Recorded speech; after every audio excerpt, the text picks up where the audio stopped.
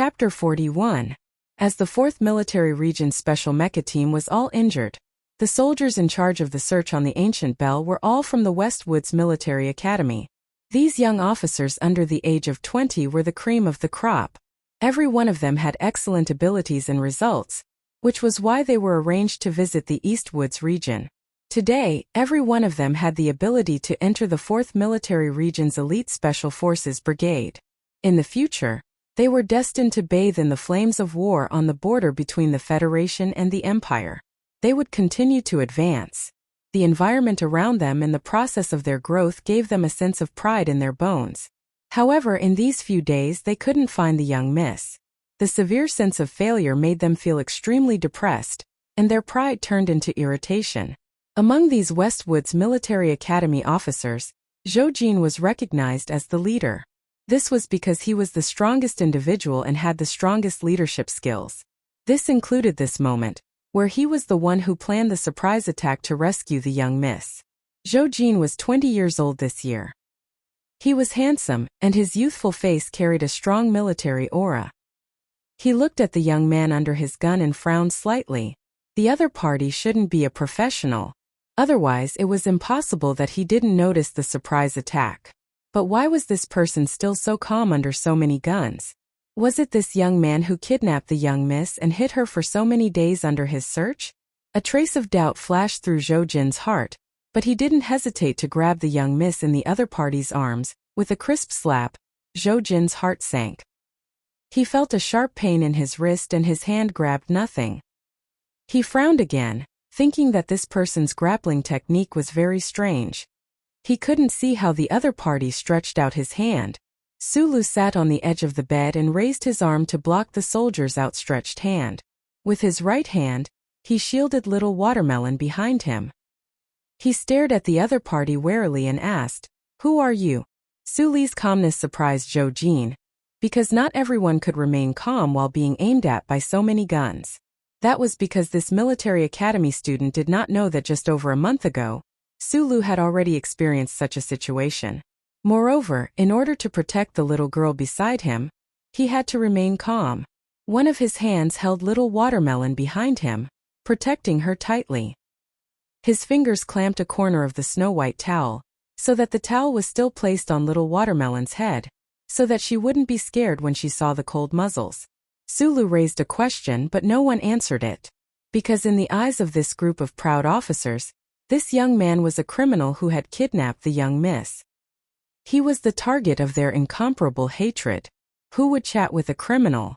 Moreover, the young miss was still in his hands. A burly officer rushed forward and struck Sulu hard in the neck with his elbow. For the sake of the young miss's safety, of course they did not dare to shoot recklessly in such a small space. The safest choice was to knock the criminal out or knock him down at the first moment.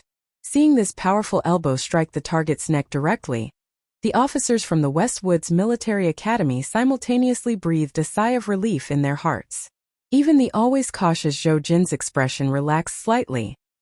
He lowered his gun slightly and took a step forward, preparing to cut off the young miss from the criminal before he fell to the ground. In the eyes of these proud Westwoods people, anyone who took a direct hit from Wang Ming's elbow on the back of the head could only end up fainting and falling to the ground. However, what none of them expected was that Zhou Jin's hand missed again. The young criminal did not fall, but instead shrunk back and protected the little girl, who was still covered in the white towel, to the furthest corner of the room beside the window. Zhou Jin's eyes narrowed. Sulu cautiously put down his palms that were on the side of his neck. The edges of his palms were slightly red. Just a moment ago, facing the whistling elbow, he subconsciously moved according to the set of movements that the uncle had taught him. His body's natural reaction allowed his palms to enter the area faster than the opponent, and the palm that passed through his armpit cleverly neutralized the huge force. However, the current situation did not change at all. With so many guns aimed at him, Sulu did not dare to make any sudden movements, nor did he dare to try to break out of the encirclement. He could only carefully protect little Watermelon behind him.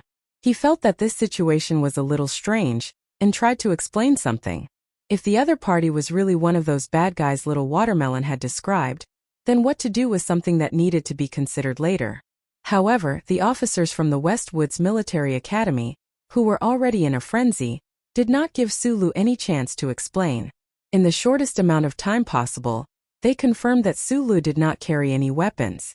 Following Zhou Jin's dark and angry voice, 4 military academy students pounced at the same time. Under the suppression of the guns, Sulu was knocked to the ground. Earlier, he had clearly heard the words of the soldier who seemed to be the leader, and did not dare to take the risk. Countless fists landed on his body at the same time. The immense pain made his body curl up.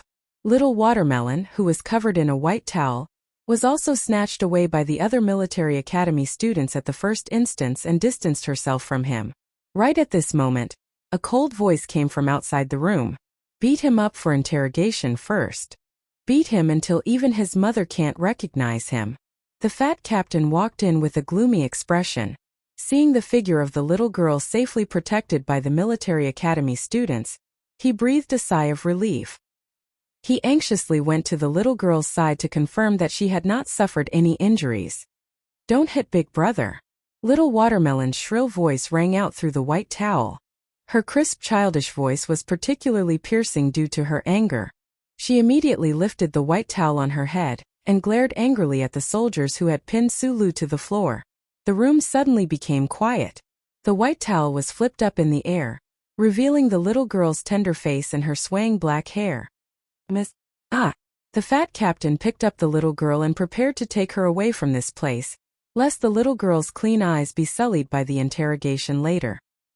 He did not expect that after the little Watermelon was held in his arms, she would suddenly struggle. She screamed and scratched everywhere with her 2 hands.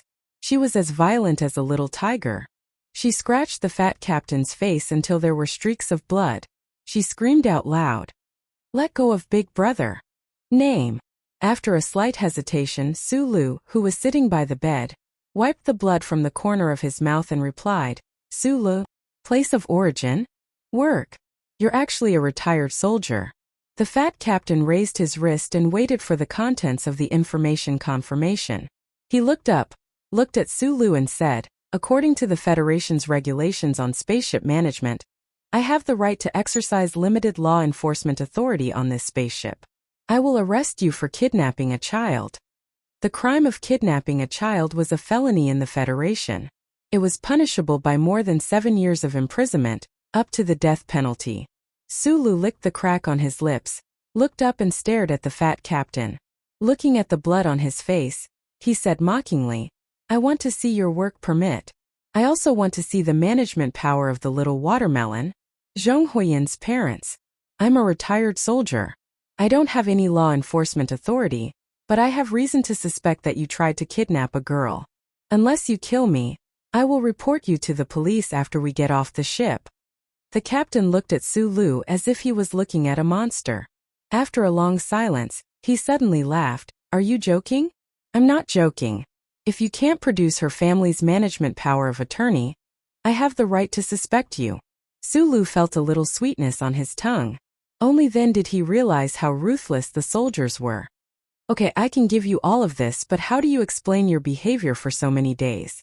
Even if you accidentally ran into the little miss, don't you know that this kind of thing should be left to the staff to deal with, and not you hiding her yourself?" The fat captain interlaced his fingers and said slowly. In fact, while his heart was relaxed, he also felt that this matter was too absurd.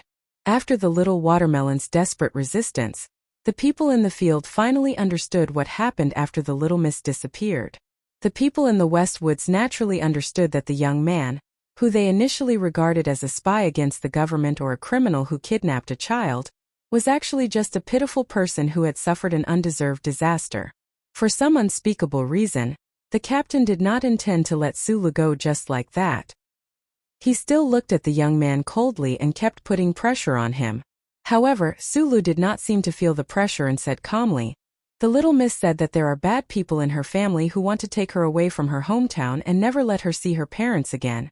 At this time, the management power of attorney was finally faxed to the ancient bell from the distant West Woods. At the same time, the spaceship also confirmed the identity of the chip behind Sulu's neck. The captain handed 2 pieces of paper to Sulu and said mockingly, "You're not young anymore. How can you be so naive to believe the words of a little girl who ran away from home?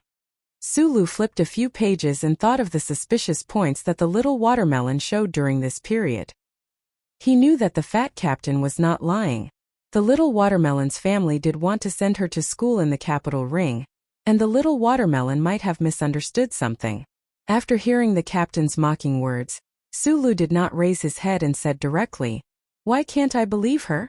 I've always been willing to believe in people and help them, even if she's only 6 years old." "So you're a hothead with a strong sense of justice." The captain was slightly stunned and stood up to mock him. Sulu raised his head, stared at his face and said seriously, "Isn't it better to have a strong sense of justice? Even if it's overflowing, isn't it a good thing?" The captain was speechless and looked seriously at Sulu's sincere and honest face. It seemed that he wanted to distinguish whether such a person really existed in this world. After the captain left, the room became quiet again. Sulu, who was under house arrest in the room, looked at the gun barrel on his forehead and said to the young soldiers, "Can you put away the gun? I'm not a criminal, and I hate having a gun pointed at my head the most." A trace of disdain flashed across the faces of the officers. These people originally wanted to make him suffer a little. At this time, when they heard Sulu's words, they used their ice-cold gun barrels to poke his temples. Sulu felt a burst of pain, and he couldn't help but raise his head to look at the other party. Chapter 42. The flight of the spaceship was basically automatically handled by the central control computer, unless there was a dangerous space jump. Under normal circumstances, the commercial captain or the battleship captain was the most idle person in the entire spaceship. The fat captain took the coffee handed by the secretary, leaned against a hatch in Area 38, and took a sip. His face showed an expression of endless satisfaction. One of the things he appreciated most about his secretary was that no matter when and where, the other party could accurately hand over a cup of coffee, regardless of the temperature. He finally found the young lady safe and healthy. It's just that her temper seems to have become a little worse, but so what? The fat captain touched the bloodstains on his face and smiled bitterly. With the coffee in his hand, the weight in his heart was lifted. After so many days of suffering, how could he be dissatisfied?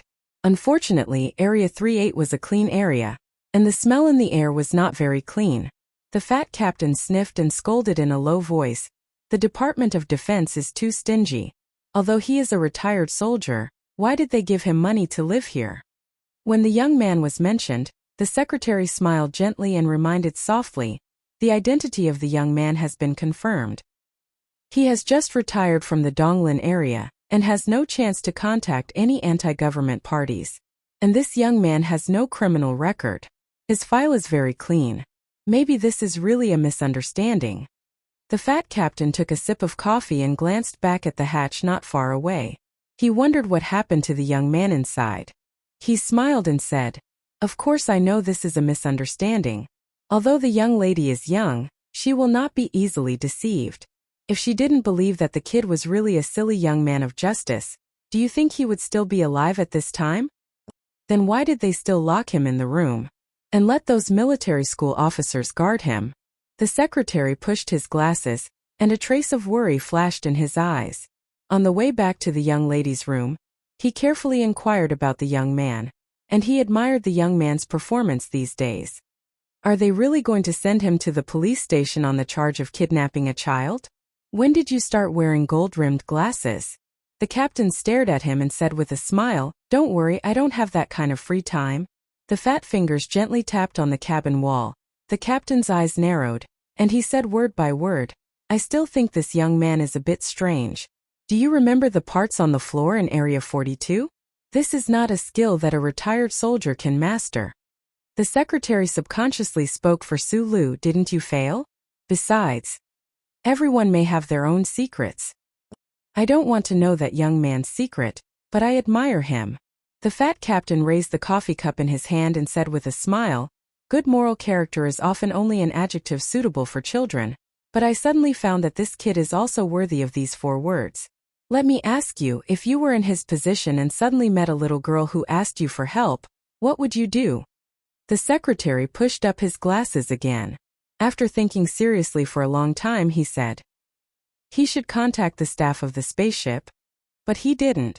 He believed Mississippi.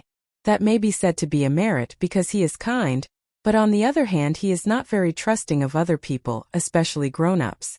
The captain emphasized. Except himself.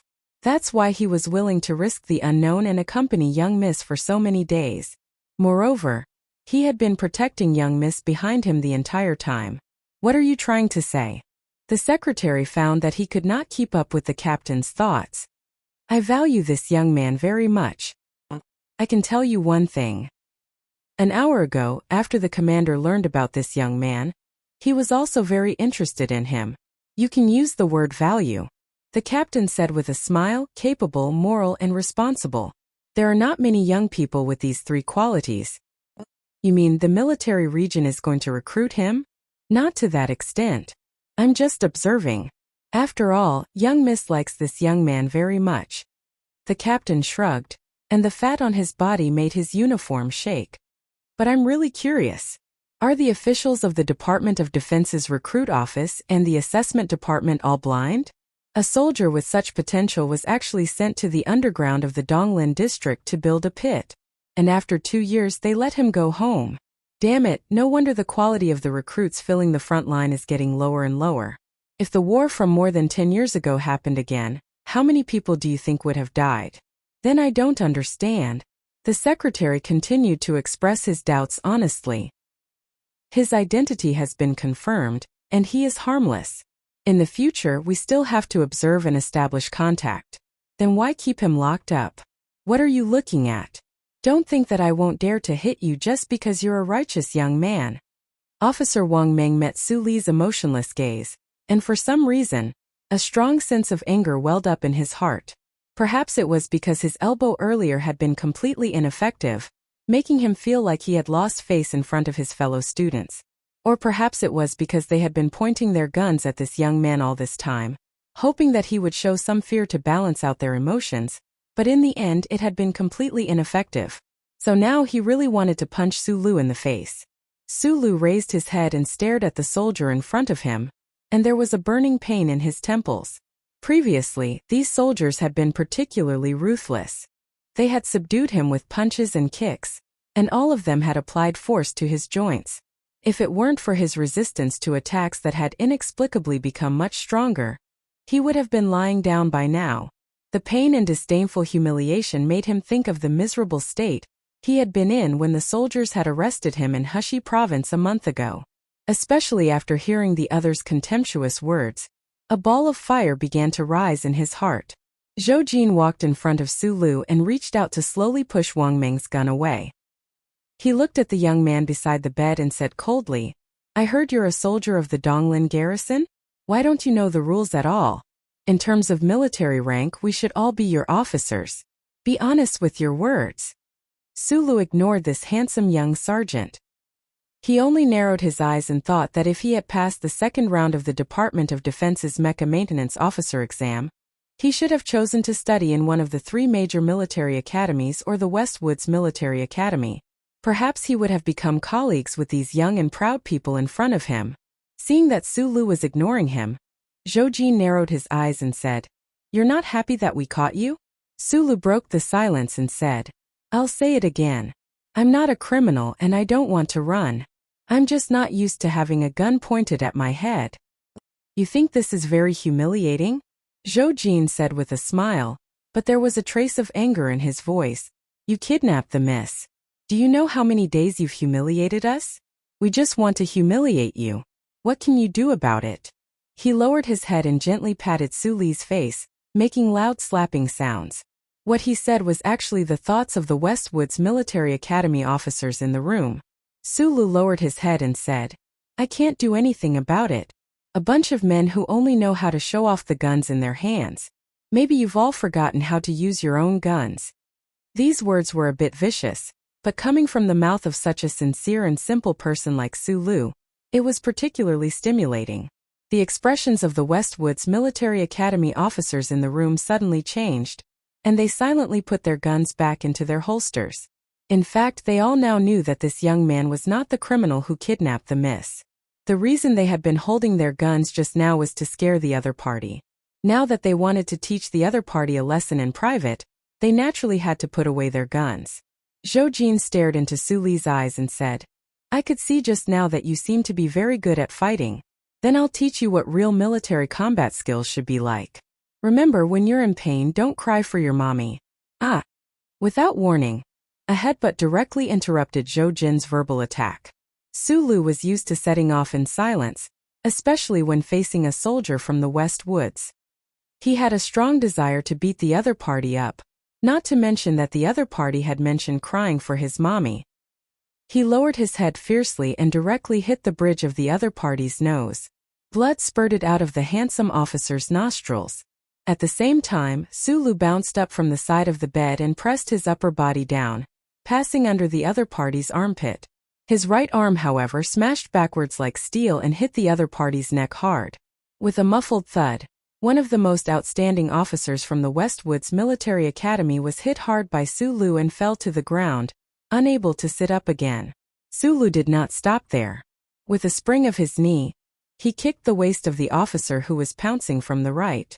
His movements were simple but extremely clean. At this time, the stocky Wang Meng reacted the fastest. With a wild howl, he pounced over, but his body remained taut without any openings, fully displaying the qualities of an outstanding military academy officer. Su Lu was not afraid at all. With the tips of his feet on the ground, he skillfully displayed the set of moves that he had practiced for 4 years, easily dodging the fist that was coming at him. He grabbed the cartilage of the other party's wrist and twisted it forcefully. At the same time, his right elbow brushed past the other party's shoulder like lightning and hit the other party's temple. Just like that, Wang Meng's burly body fainted and fell to the ground with a loud thud. The seemingly simple 3-hit combo was, in fact, extremely fast and exhausting. Su Lu panted a few times and spread his fingers apart, maintaining a distance of 30 centimeters from the top to the bottom. He guarded in front of his body, ready to attack and defend. He vigilantly looked at the Westwoods soldiers who were still standing in the room. He stared at their hands and said in a slightly hoarse voice, "My mother died many years ago. I really want to know. If you don't use a gun, who would be the one calling for her mother?" Looking at the bloodstains on the floor and listening to the moans, Su Li's gloomy mood finally dissipated a little. Colonel Lake, who was responsible for killing his boss, was also a soldier from the Westwoods? Even if he could not avenge his boss, he had to give these little bastards from the Westwoods a good beating. Yes, Su Lu was a simple and sincere young man. Sometimes he would forget that on that night many years ago, he had personally used half of a sharp hydraulic pipe to kill a gang leader. But being simple did not mean that he had no guts, and being sincere did not mean that he was willing to be humiliated by others. He was also not a pedantic and simple-minded person. When faced with people or things that he hated, he naturally had a flexible way of dealing with them. When faced with people who looked down on him under this simple and honest shell, there was actually a young man's competitiveness and valiance. Chapter 43. The fight in the room was already a mess, but outside the room, the captain and the secretary were still talking. "Didn't you notice? As I said just now, this kid looks honest, but deep down he doesn't trust people. No, it seems that he doesn't trust the authorities."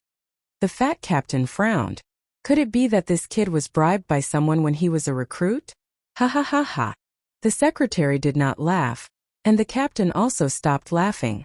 After coughing twice, he said, "Probably because he's been in Eastwood for too long. This kid's personality is just like the people of Eastwood. He's just a rock, too straight and stubborn. We need to soften his temper, soften it a little. We need to let him know that in this world, you won't have a bright future just because you keep pushing forward. You want to let him know that power comes first? That's poisoning the ambitious youth." The secretary shook his head disapprovingly. "No wonder you want those cadets to watch him. I'm afraid that young man is going to get a beating later. Even if you want to let him know the horrors of reality, there's no need to make him bleed. What if the miss asks, 'You said the commander is also interested in him. What if he hates our 4th military region? He's just a little brat. If he can't even bear this little bit of humiliation, what use is he? Besides, when did our military region ever get any less hate?"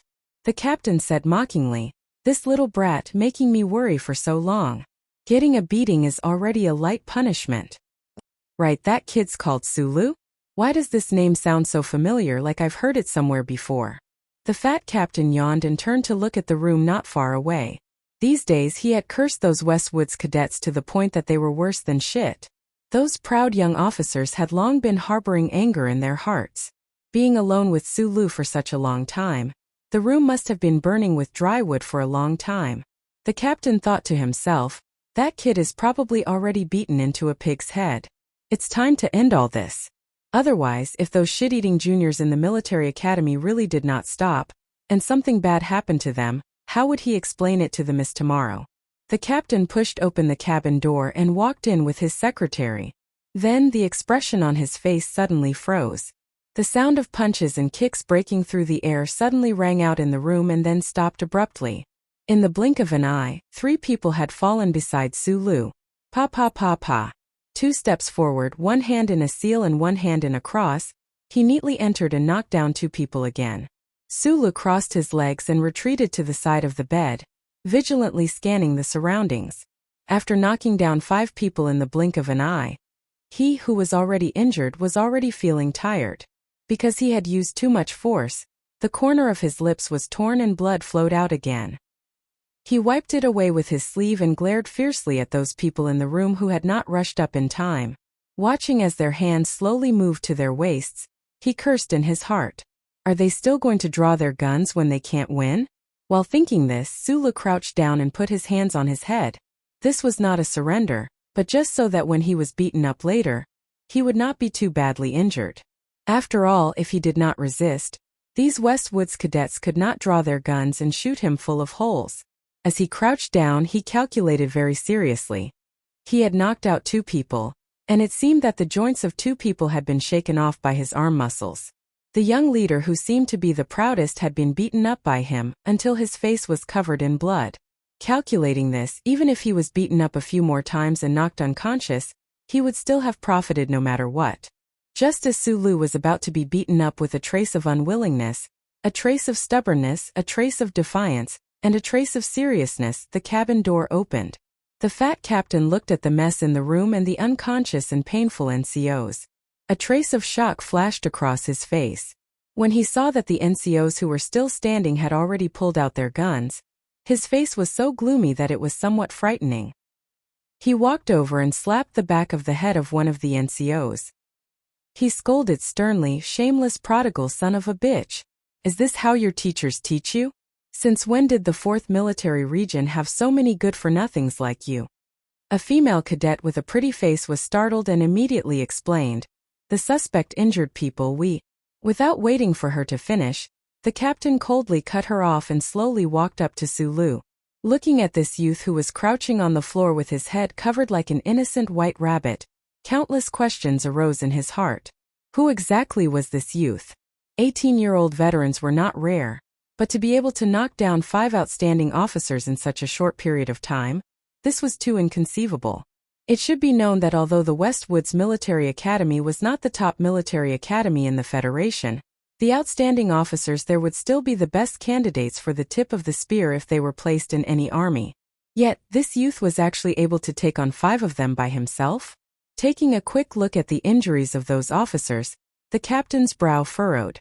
From the looks of the technique, it was indeed the style of military combat, but to be so ruthless, how could it be as harmless and down-to-earth as this brat appeared? Without warning, the fat captain kicked out at Sulu on the floor. In that instant, his fat body seemed to have been forged from steel. That thick leg carried a terrifying presence as it swept directly at Sulu's upper body. Sulu had already given up at the muzzle of the gun, but he did not expect those officers to actually pull back their guns. Even more so, he did not expect that this captain who looked like he had trouble even walking would actually launch an attack at him without warning, and with such ferocity and terror at that. Sulu did not even think about it. The instinctive awareness he had developed from stiff dancing and butchering cows these past 4 years made him squint his eyes to prevent the strong wind from affecting his vision. Meanwhile, the 2 arms protecting his head also separated in the shortest amount of time, one arm extended forward, the other slightly behind, forming a 3-dimensional figure 8, blocking in front of that terrifyingly thick leg. suddenly transforming from a fat captain into a cold-faced, stout killing machine. The leg that suddenly arrived vibrated with a terrifying whistling sound. Carrying a shocking strength, it very easily broke through the arm that Sulu had barely blocked in front of him. With a speed that could not be seen clearly by the naked eye, it swept towards the last arm that Sulu had protected in front of his face. In a series of afterimages, apart from the captain and Sulu, no one else could have noticed that terrifyingly thick leg. After easily breaking through Sulu's first arm, its speed had decreased slightly, but its strength was still terrifying to the extreme. His fingers touched the wind in the air and the texture of the fabric of the trousers. With his head lowered, Sulu's knuckles turned white. With a shake of his wrist, he grabbed downwards, intending to grab the opponent's ankle, and use his fingers to pinch into the tendons to make the opponent lose his strength. However, this was ultimately just an extravagant hope.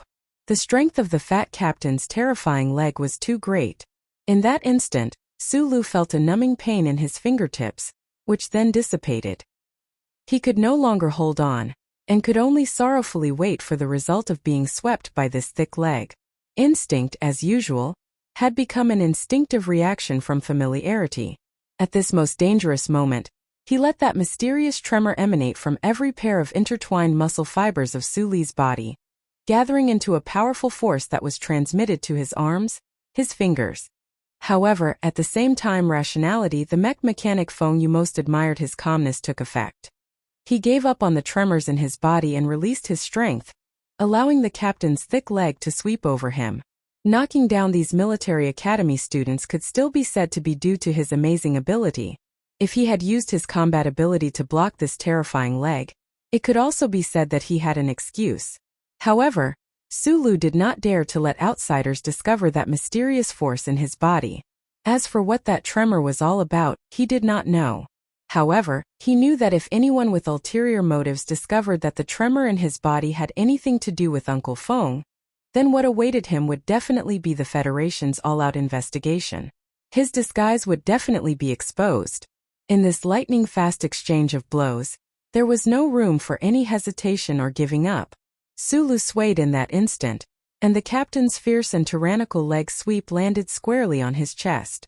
That tremendous force was not something he could block with just his two arms. After a muffled thud, Sulu fell heavily onto the bed. He grunted in pain, but a trace of doubt flashed through his eyes. The fat captain's leg was still maintained 30 degrees downward. It did not move at all, as if it was made of steel. It was so stable that it was frightening. His leg was not a full sweep. Otherwise, that powerful force would have been enough to kick Sulu until he vomited blood and fainted. After a moment of silence, the fat captain frowned. He slowly retracted his right leg and walked out of the room without looking back. That kid's skill is not bad, but it's a pity that he's not that kind of genius. The fat captain walked lazily in the corridor. There seemed to be some regret in his tone. This comment seemed to be very ordinary, but the secretary who had been following beside him was shocked. He knew very well that the captain he served looked like an ordinary fat man, but in reality, he was the strongest Special Forces soldier in the 4th Military Region. He was not a special mecha team member like Lake and the others. He was the real ace of the military region and was deeply trusted by the commander. Otherwise, the military region would not have handed over the ancient bell to him to manage, and would not have let the captain send the young miss to school on the capital planet without worry. For example, the secretary knew very well that the captain could have let this kick hit Sulu's chest and retreated after using 30% of his strength. If he had really used his full strength, that young man would definitely have his bones broken and his life lost. Such an unfathomable captain actually judged that kid's skill level to be not bad. It seemed that the 3 retired young men that the young miss bumped into when she disappeared this time were really powerful. Geniuses in the military are all trained. He has already retired, so it is not difficult for the military region to recruit him again. There are many examples in the past. The secretary gave an idea. The captain did not stop walking. He shook his head and said, "Although ordinary talents are precious, they can be found anywhere. Real geniuses are hard to find. Since that kid is not the good material that the commander is looking for, there is no point in keeping him." "What kind of genius?" The secretary did not understand. The kind from old Li's family. The captain smiled bitterly. The geniuses of the Federation who cultivate seem to be in his family. The secretary smiled and said, of course. His old man is that one. The next day, Sula cleaned himself up and put on his white clothes. Under the guidance of the staff, he came to the upper floor of the antique bell. He didn't know what was waiting for him, but he reminded himself that the capital was not far away, so he should keep a low profile. Chapter 44. Sulu sat on one side of the long table in the restaurant's private room. He looked at the snow-white tablecloth that stretched out like a carpet in front of him and lowered his head slightly. He did not understand why the rich people of the Federation would be so wasteful when eating a meal. There was a glass of water in front of him. The food had not been served yet because the host who was treating him to the meal had not arrived yet. 2 waiters stood calmly to the side and waited. Sula could not find anyone to talk to, nor was he interested in talking. He lowered his head, held a silver knife and fork, and gestured on the snow-white tablecloth. After a night, the pain on his body had healed a lot. He began to recall the fat captain's kick that came whistling over.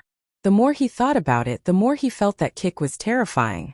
He lay on the bed and thought for a long time. He realized that in that moment, even if he could allow his muscles to tremble and release the magical power in his body, he might not have been able to completely block that kick. Because of this kick, Sulu thought of 2 problems. The first problem was how to deal with the magical power in his body. Once he used all his strength, he could break the special military plastic handcuffs. This was not something an ordinary person could do. It was just that the trembling of his body was too obvious, and it was too easy for people to associate it with the mechanic uncle. Could he find a way to make this trembling only run in his body, and not be seen through his appearance? The second problem was how to defend against a kick as fierce as the fat captain's. That kick was obviously a super powerful combat skill in the military. It swept directly at an angle of 30 degrees downward. It was clean and neat, and it carried a huge amount of power. It looked extremely simple, but whether it was the speed, the angle, or the estimated recovery, they were all calculated to the extreme without any loopholes. If he had been standing at that moment, he might have been able to close in and elbow the crotch. Even if his leg was broken, he would still be able to make the other party suffer some hidden losses. But the problem was that he was sitting. How could he deal with it when he was sitting?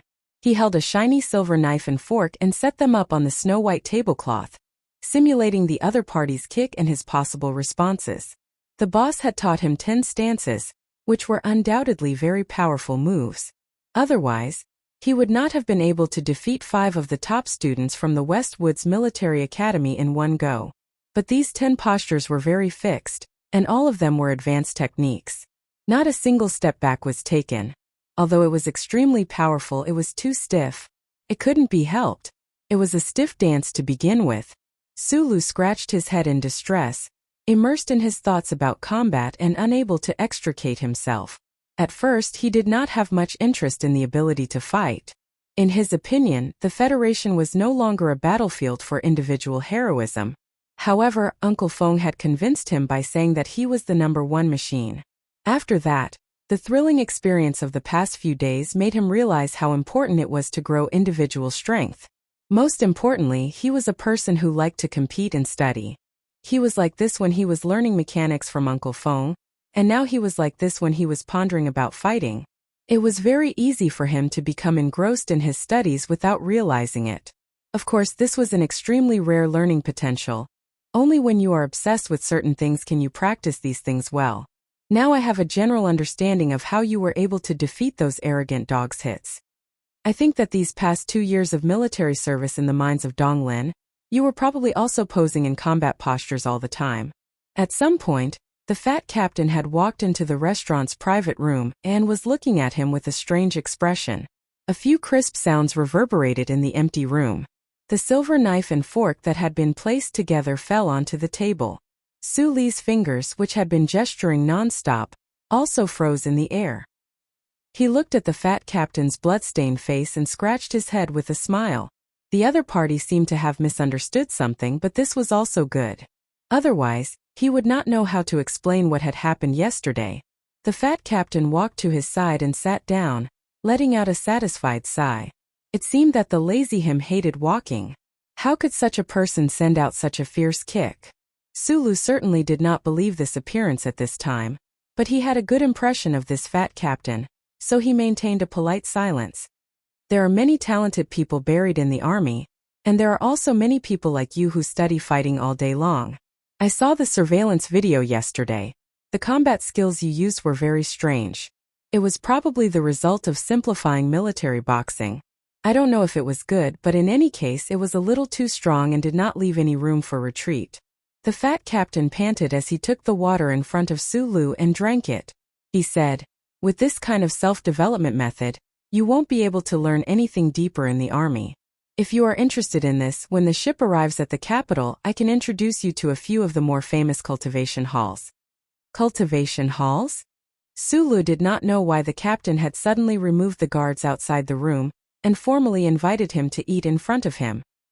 He wanted to remain cautious and silent, but when he heard this unfamiliar term, he could not help but ask curiously, "What is that place? Is there a place in the Federation that specializes in learning how to fight?" The fat captain looked at him as if he was looking at a fool. "Although you have been a mouse in Donglin for 2 years, you are still from Shanglin. How can you not know about cultivation halls?" Sulu knew that he had given himself away. He smiled and shook his head, not saying anything or explaining. From the fat captain's description, he knew what cultivation halls meant. In today's society, thermal weapons had been developed to the peak, and individual martial arts were relatively insignificant. The purpose of the martial arts halls in ancient times was no longer to teach combat skills, but to train one's mind with skills, to calm one's mind, and to cultivate one's body and mind. It was also for this reason that the people who trained in the cultivation hall were not very competitive and did not attract much attention. The cultivation classes in the military academy have long been changed to combat skills classes. Young people nowadays are too stupid. They don't know what is really good. The fat captain shook his head in disdain and said, "If the cultivation halls were really useless, why would the Li family require every generation of descendants to study in the cultivation halls from the age of 12 for 2 years before coming out?" The Li family? Sulu knew that as an orphan from Donglin, he was a country bumpkin in the eyes of most people, so he did not mind speaking his doubts frankly. "Are you talking about the Lis of Philadelphia?" The fat captain nodded. Sulu sucked in a breath of cold air. A glittering name suddenly appeared in his mind. A noble existence. A low-key but extremely famous family. This family was not in the Federation's traditional 7 families, but in the past few decades, because of that old man, they had gained the collective respect of the Federation's citizens. "I just want you to go and learn. What are you thinking about? Do you also expect to assassinate the emperor of an empire?" The fat captain looked at the young man's expression and said sarcastically. Sulu chuckled and suddenly asked seriously, "Mr. Captain, this is a misunderstanding. I think you're already clear about it.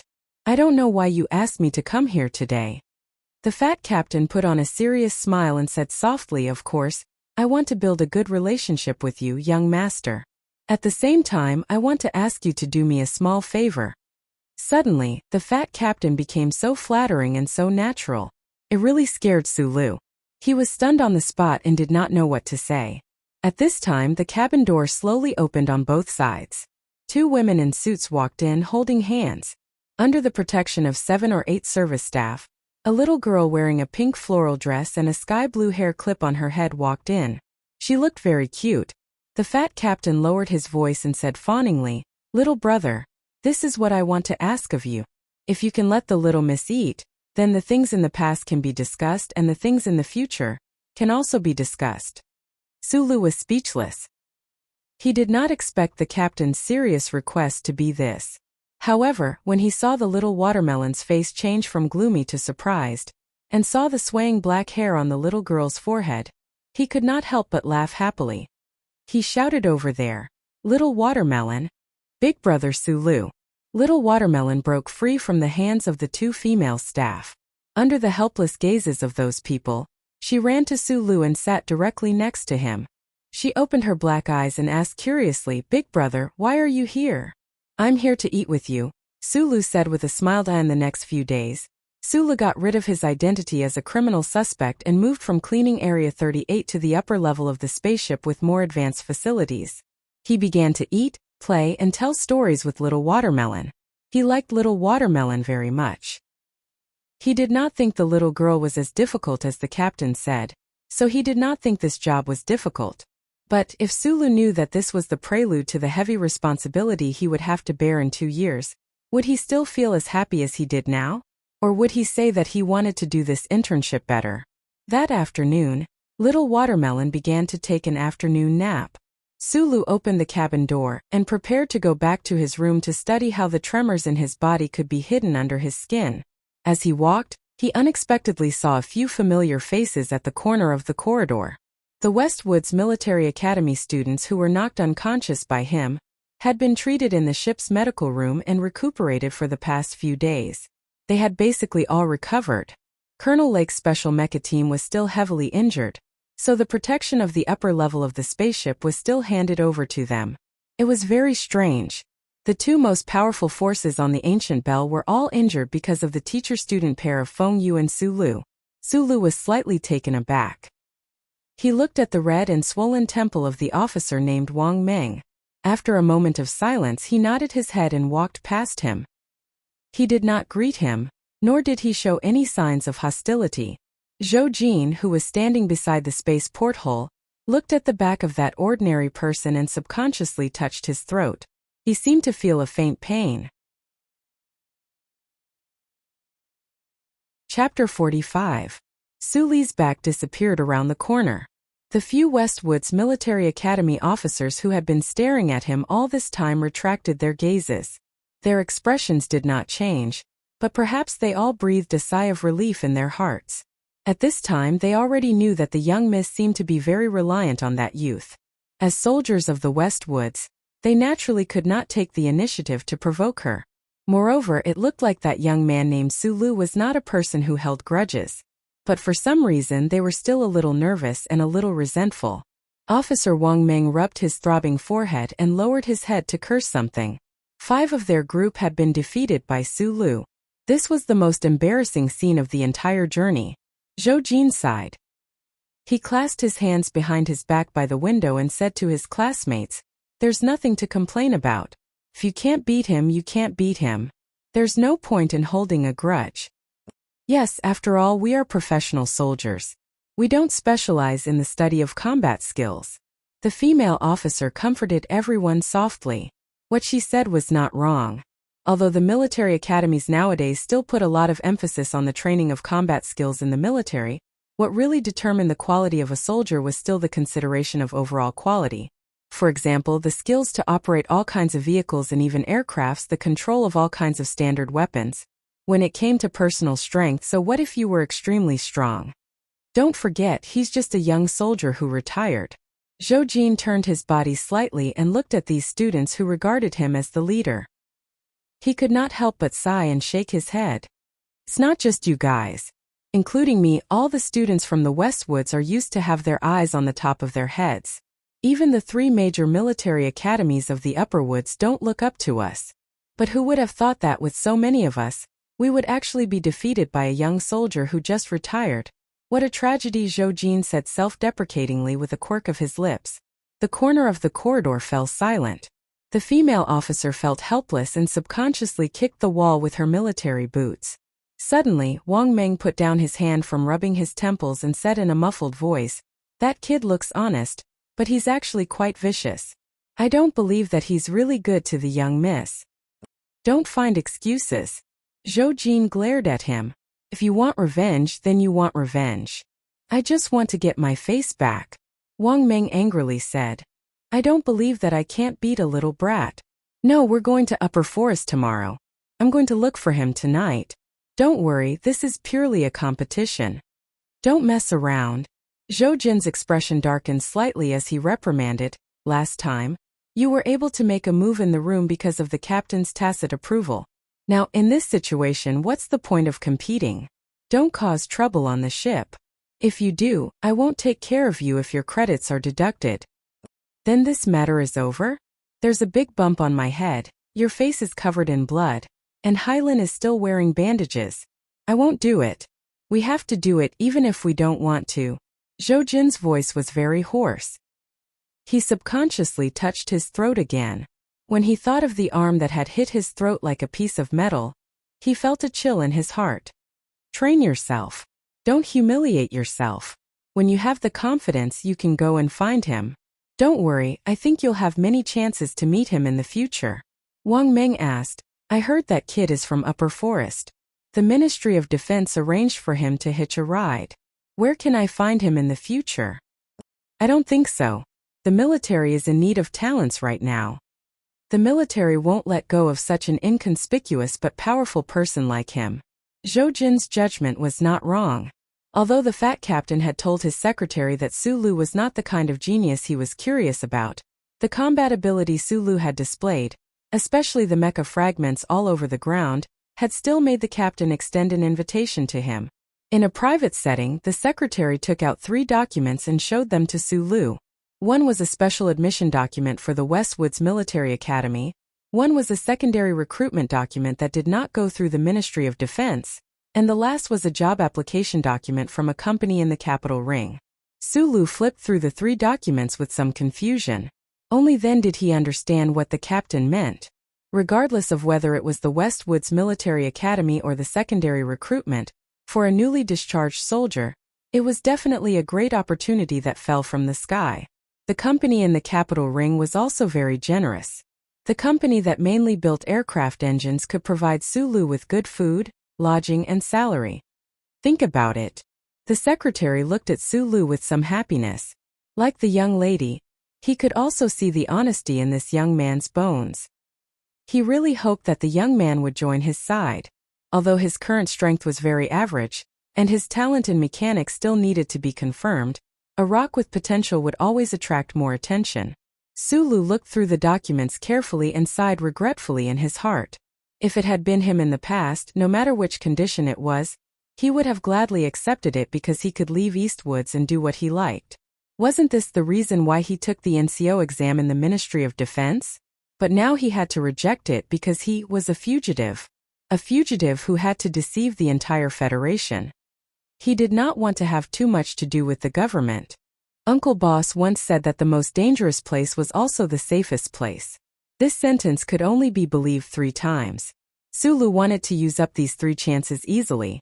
Moreover, regarding the Westwoods Military Region, or the 4th Military Region, Su Lu still had a strong resistance in his heart. The 4th Military Region was probably related to the boss' death. Although it was definitely an order from the Federation, and the 4th Military Region was only an executor, Su Lu still could not get along with these people. If it was not for Little Watermelon, perhaps he would not even want to talk to these people. Sorry, I don't want to return to the army, and the Ministry of Defense seems to have arranged a reception unit for me. Su Lu shook his head apologetically. He could see that the secretary in front of him was really thinking about him. The secretary shook his head regretfully, but he was not too disappointed. After all, he did try his best and also tried to repay the other party on behalf of the young miss. It was just that the other party did not want to accept for some unknown reason. The quiet and long journey in space ended. A heavy roar sounded in the huge commercial spaceship Ancient Bell. The powerful force was helping the huge spaceship to adjust its attitude and direction. Su Lu, who had already packed his luggage and carried a backpack, looked at the light blue planet outside the porthole with eyes full of excitement. The planet was very beautiful. It had a light blue sea, light brown land, and white clouds floating on it. Outside the porthole, 2 small streamlined blue spaceships were leaving the Ancient Bell's hull and heading towards the white clouds. It was really a heartwarming scene. This was the capital ring, also known as the administrative planet of the Upper Forest region, the center of the entire Federation civilization. The White President's office, the Gray Management Committee's conference building, and the legendary Bureau of Proclamation were all symbols of power that could control the entire Federation. All of these symbols of power were on this beautiful planet. Su Lu followed the prompts of the electronic voice and suppressed his excitement. With the help of the staff, he entered the separation cabin. Since he rejected the secretary's suggestion yesterday, he had not seen anyone from the West Woods, not even Little Watermelon. Although it was a little regretful, he knew that with his identity as the Federation's top fugitive, He could only keep a distance from Little Watermelon, who obviously had a noble background. The land-to-air transfer spaceship unfolded its alloy wings at an altitude of 8,000 meters and turned into a bird in the blue sky and white clouds. It maintained absolute stability and flew towards the surface of the planet. The spaceship flew lower and lower. Finally, it skimmed over the edge of the white clouds and plunged into the thick, almost solid clouds. Sulu, who had a slight fear of flying, had seen enough of the scenery outside the window and the flame-like ion current. He closed his eyes tightly and waited for the moment of landing. The waiting time seemed to be a little long, so long that he almost fell asleep. He only felt a slight vibration when he opened his eyes.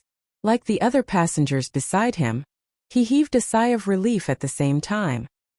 He looked at the flat runway outside the window and the black and white electronic command tower not far away and laughed. Walking out of the cabin door, a gust of cold wind hit him in the face. Sulu looked at the ground in front of him and the buildings in the distance. His expression froze and he almost could not move his legs. These white, soft and cold things, are they the legendary snow? He walked down the gangway under the urging of the passengers behind him, but the more he walked, the stiffer he became. It looked like he was practicing martial arts in a mine. The weather in Upper Forest was too cold. He was so cold that he wanted to stomp his feet, but he did not want to attract the attention of the people in the airport. In fact, it was impossible for him not to attract people's attention. In this area, everyone was wearing slightly thick thermal clothing, hats and gloves. He was the only one who was still wearing the thin clothes of early autumn and carrying a broken backpack. He looked very pitiful. Sulu breathed into his slightly red hands. He was completely frozen. When he left Eastern Forest, it was also winter. However, the 4 seasons in Eastern Forest were not very different. It had not snowed for thousands of years. He did not expect the winter in the capital ring to be so cold. A snowflake drifted down and landed on his face, making him shiver. He wondered if he had made a big mistake by coming to the capital. This was the first time Sulu had seen snow in his life, but he could not feel the purity of the snow. He could only feel the coldness of the snow. This was all because he was not prepared. It was a tragedy. Chapter 46. Sulu squinted his eyes and looked at the snowflakes falling from the sky. He thought that these fluttering ice crystals were quite beautiful. This was the first time he had seen real snow. In his surprise, he seemed to have forgotten the thin clothes he was wearing. He also did not notice the sympathetic gazes of the passengers around him. Standing in the middle of the snowstorm in the square with only a thin layer of clothing, he did look quite pitiful. The passengers thought that Sulu had mistakenly put his thick clothing in his luggage, and could not help but shake their heads. However, sympathy was one thing. They did not have many clothes on them, so no one would take off their clothes and put them on Sulu. In the capital city, the wind was getting stronger and stronger. Sulu's face felt like it was being scraped by a few small knives. He immediately woke up from the snowy scene in front of him and felt the cold on his body. He shrunk his body and hugged his backpack in reverse to get some warmth. He turned his body and avoided the wind. He squinted his eyes and looked at the entrance of the airport in the distance. He wondered why the spaceship did not fly directly to the entrance of the airport but stopped in the middle of the snowstorm. The ancient bell was still in space outside the capital planet. The officials of the West Woods and the East Woods who were returning to visit would soon embark on their journey again. At this time, those who landed on the surface of the capital planet were basically officials with official duties. Sulu did not have much knowledge, but the passengers on the ancient bell were all upper-class people. They began to discuss the current strange situation. The medical vehicles from the army hospital just left. Are there wounded people on board? Why haven't I heard of this before? Didn't we come from the East Woods? What's going on? A middle-aged official frowned and asked his companion. Behind him, Sulu heard this and squinted his eyes even more. He hid behind the crowd and looked through the gaps in the crowd. He saw a few ambulances covered in snow disappear into the distance of the airport. He vaguely thought that those on board must be the Westwood soldiers who had captured him. Those soldiers were affected by the strange beam of light, and had been recuperating on the ancient bell. It seemed that the 4th Military Region did not dare to take the risk of sending them back to the Westwoods for treatment. Instead, they were sent directly to the capital planet where the medical standards were the most advanced. Thinking of that sunglasses-wearing Colonel Lake in the ambulance, and thinking of how he had been so close to that colonel and those injured mecha warriors for so many days, Sulu suddenly felt a trace of fear in his heart. That Colonel Lake had seen his face before. If the two of them had really met on the spaceship, what would he have done? In the cold weather, Sulu's back was dripping with sweat. He knew that he was too careless. Fortunately, he probably would not have any relationship with the people from the Westwoods in the future. Once he entered the capital planet, the fat captain and the secretary would not be able to find him easily. But little Watermelon, well, they were not on the same level to begin with. It might be better if they did not meet again. Just as Sulu was thinking about all these things, the electric vehicles of the airport finally arrived in front of many passengers. Of course, the airport was greeted with loud complaints and threats of complaints. However, the airport staff only apologized politely, but they refused to explain what had happened earlier. The ambulances are there to save people. We can understand that. Why could those passengers be driven directly to the passage? Why could they be in front of us? The airport staff only smiled and comforted them. Sulu looked in the direction the passengers were pointing at. He saw a silver-white aircraft slowly parking in front of the special passage in the distance. He narrowed his eyes and seemed to see a little girl holding a doll getting off the spaceship under the protection of many people and entering the passage.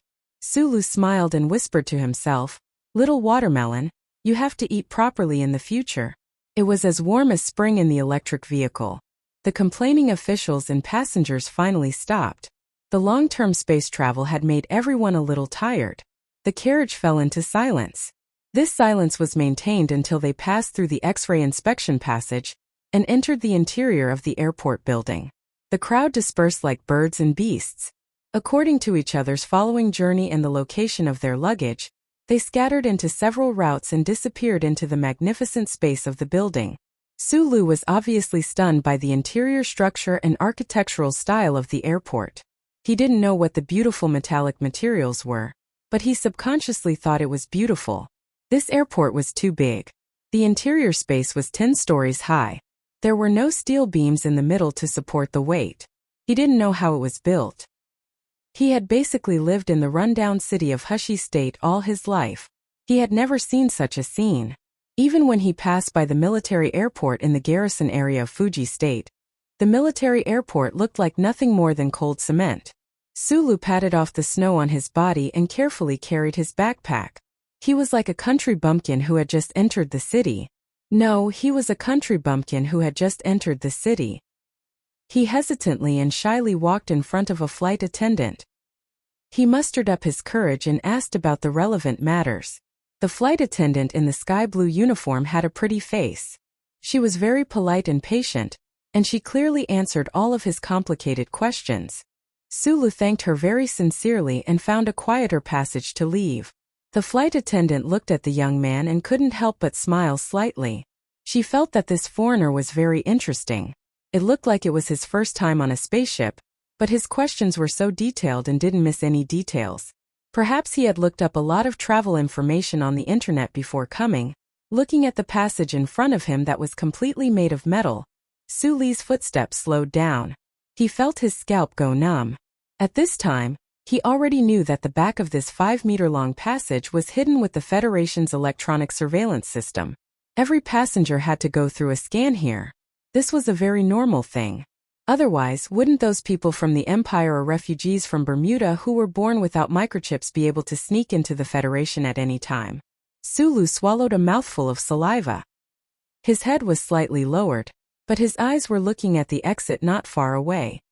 He knew that the surveillance here was the most powerful in the Federation. If he could pass through here, then it meant that the microchip given to him by his boss was enough to allow him to survive in the entire Federation society with a disguised identity. But what if he was discovered by the Federation's surveillance system when he walked through the passage? Would there be 20 or so taser guns sticking out from the wall and roasting him into a roasted chicken? Sulu couldn't help but shiver. This scene fell into the crowd in the distance and felt a little strange. This was because no one in the Federation seemed to care about this surveillance passage. More often than not, people seemed to have forgotten the existence of electronic surveillance. Looks like this kid was really frozen just now. Prepare a windbreaker for him, said a pleasant voice.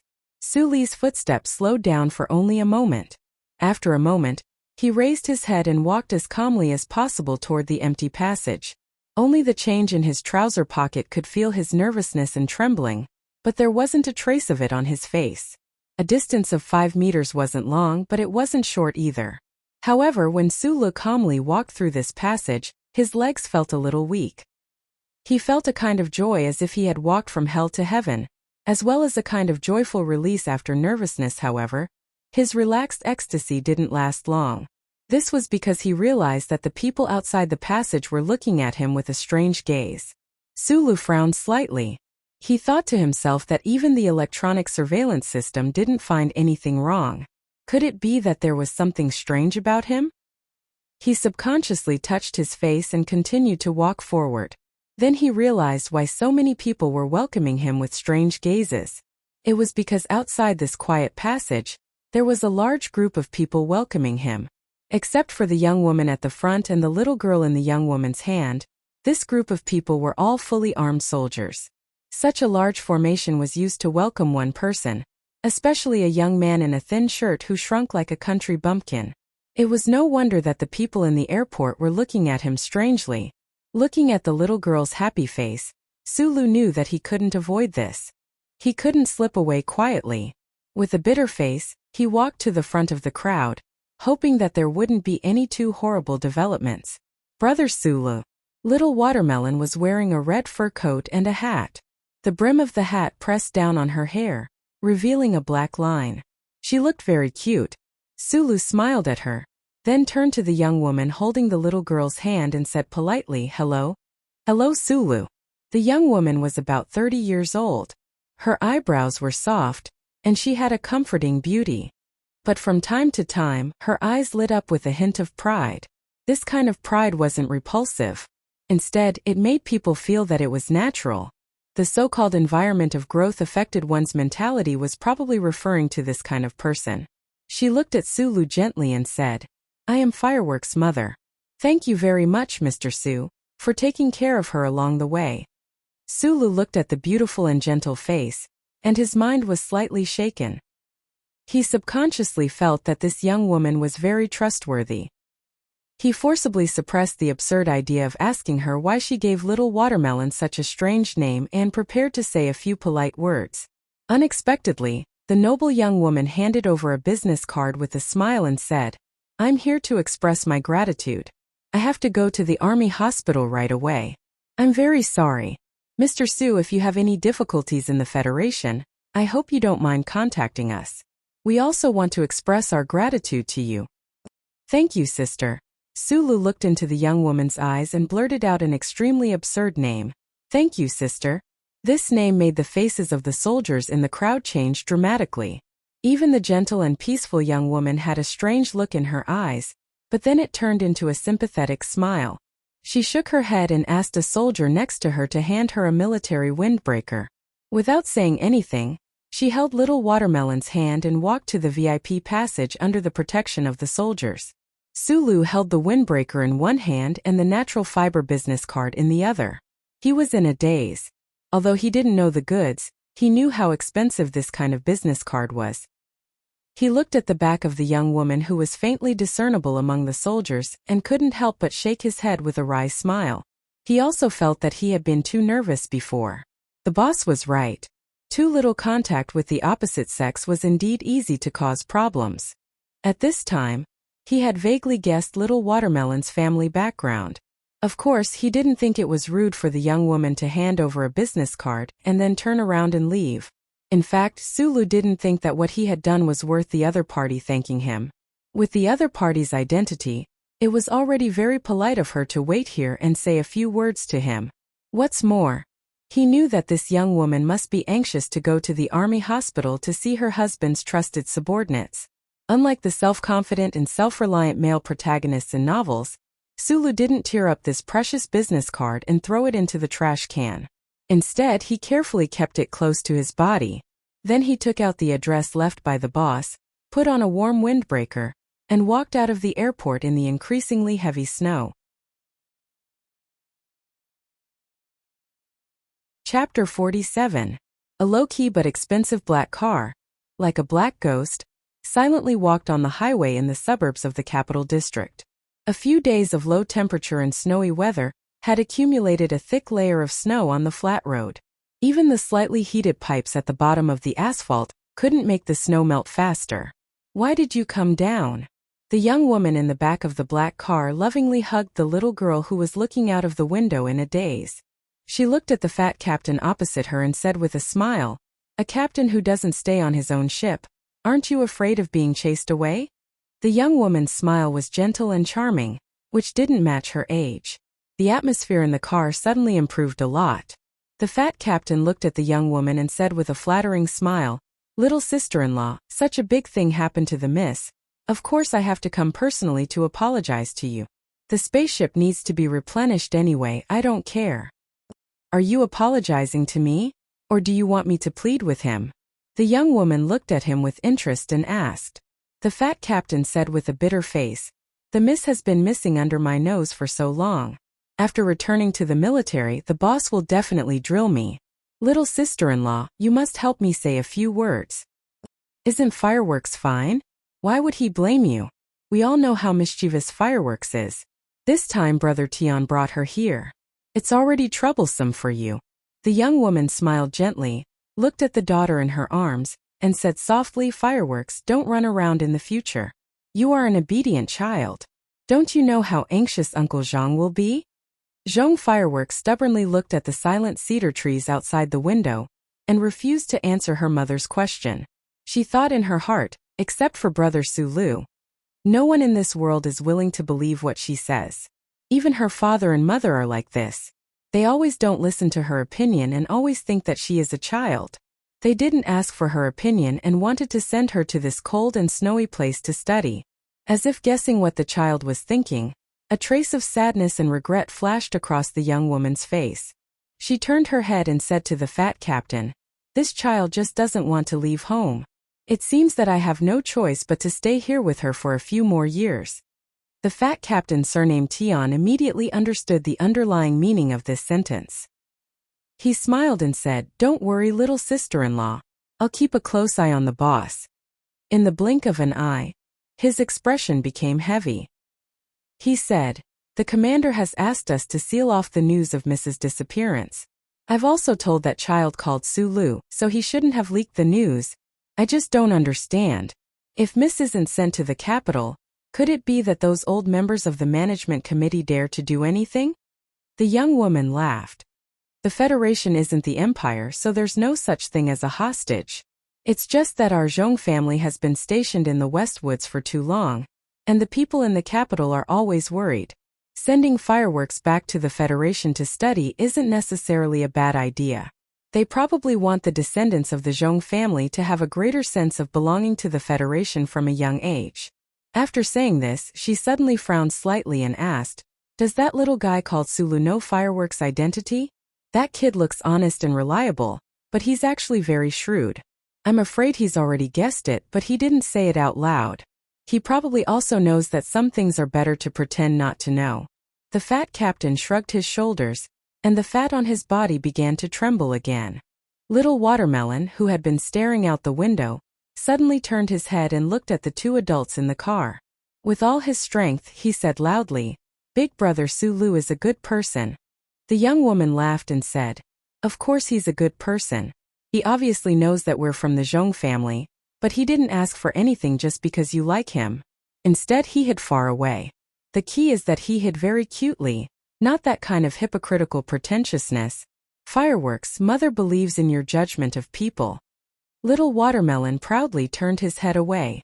The young woman looked at the fat captain and said calmly, "Since that little guy doesn't want to have anything to do with us, then forget it. I've left him a military district office card. If he needs it in the future, we can help him." The fat captain nodded and then said, "The company's energy quota was reduced by half in one shot. I've already sent the report. The key is the management committee's energy committee. The other ministries should be easy to run to, but the Energy Committee needs to be personally talked to by the chairman. The fat captain had changed the way he addressed her. When it came to business, the young woman's expression became slightly more serious, but her tone was still gentle. "Leave this matter to me. But you really wasted so much of the quota in one shot." As a result, the Donglin Garrison District reimbursed an entire formation of Special Forces soldiers. There will be a lawsuit, and even Lake and the others were injured by you. When you return to the military district, you'll have to answer to them yourself. The fat captain's expression was unchanged, and he calmly replied, "The commander shouldn't make things difficult for me in this regard." That traitorous mechanic is a big enemy of the 4th Military District. After hearing this news, his mood will definitely be much better. The young woman's eyebrows slightly furrowed, and she curiously asked, "But the problem is that mechanic really so powerful? Even the Special Forces team led by Lake couldn't deal with it, so why did they have to do it from space? Next month we must ask the Department of Defense to come forward and take over the ancient bell, otherwise we can't explain this problem. That mechanic is very powerful." The fat captain closed his eyes and recalled the strange jump of the black mecha on the thermal imaging device and satellite images that day. After a moment of silence, he opened his eyes and said, "He's much stronger than me. Lake and the others are no match for him at all. The Federation's mission this time is not easy to take over.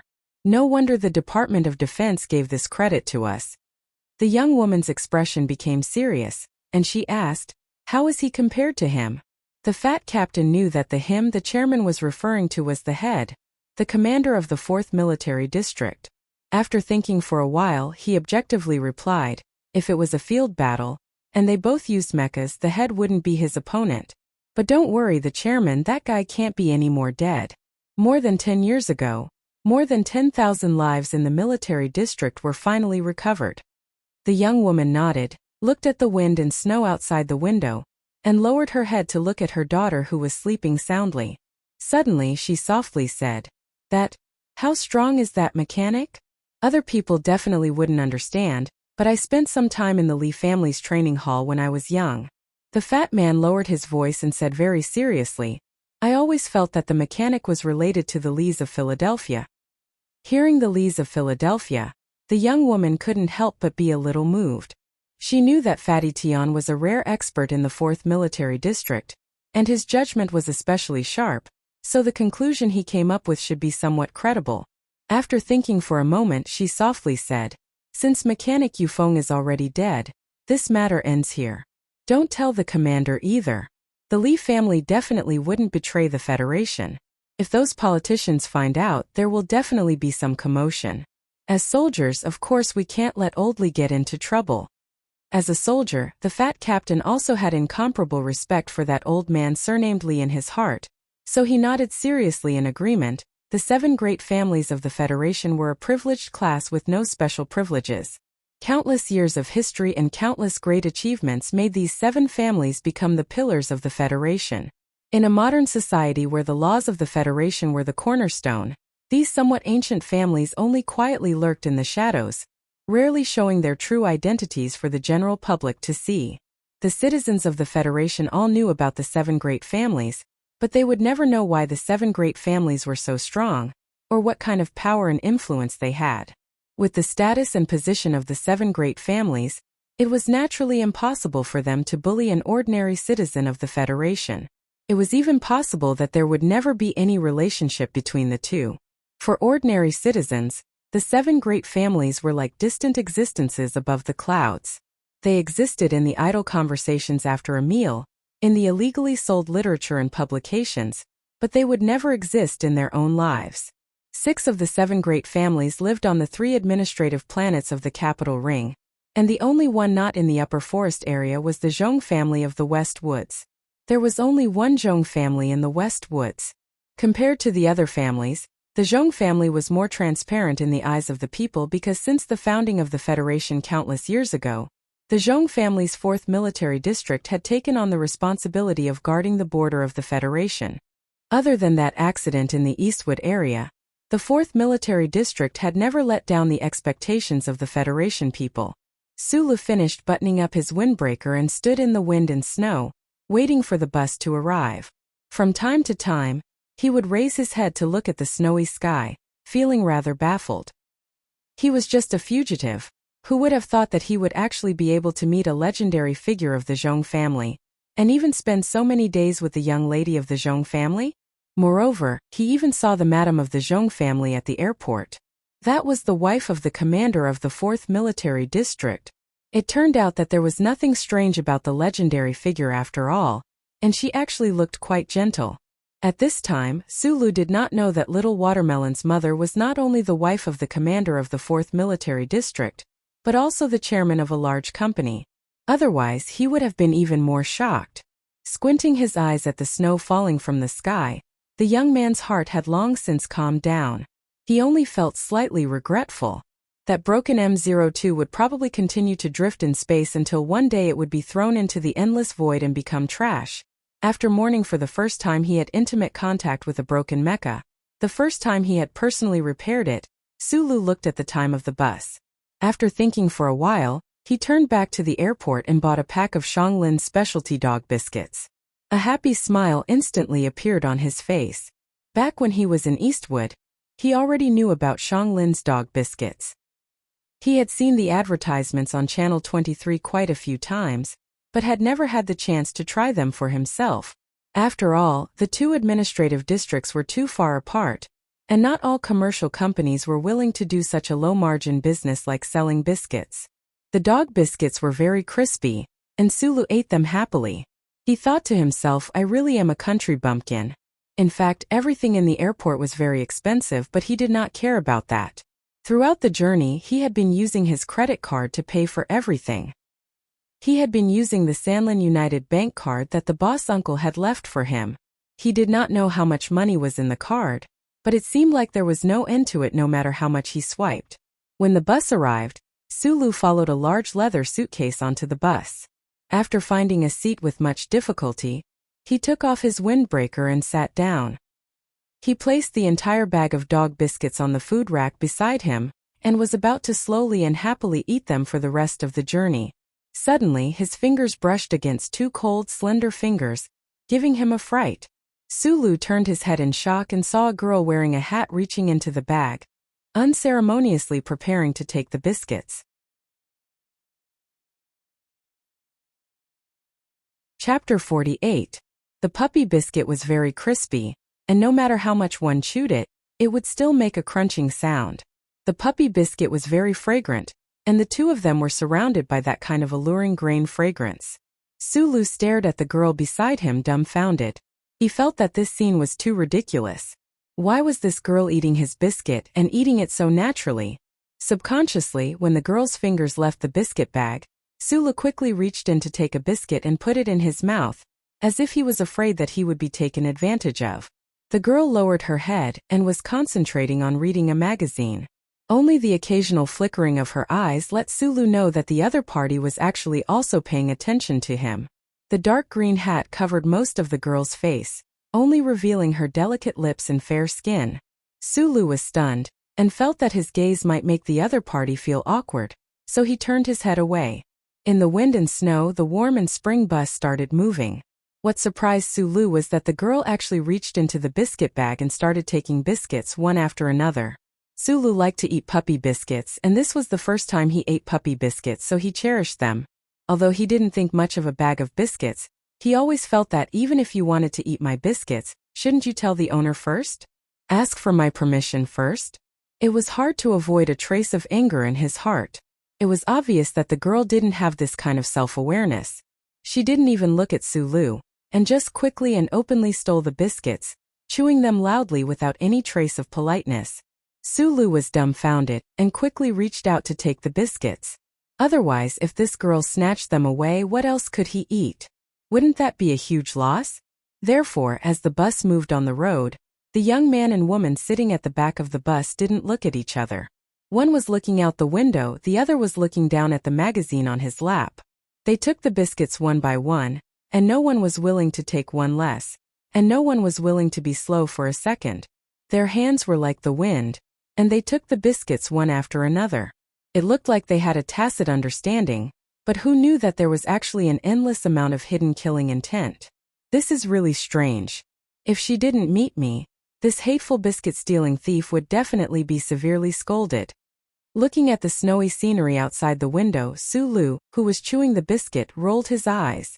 As time passed by, the anger in his heart had long disappeared. He was originally a broad-minded person, and it was impossible for him to care about such trivial matters.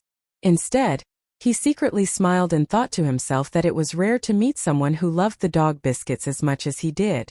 Today's bag of biscuits would be considered as sharing. Sulu was a stingy person, and sharing anything good with others was something he was willing to do.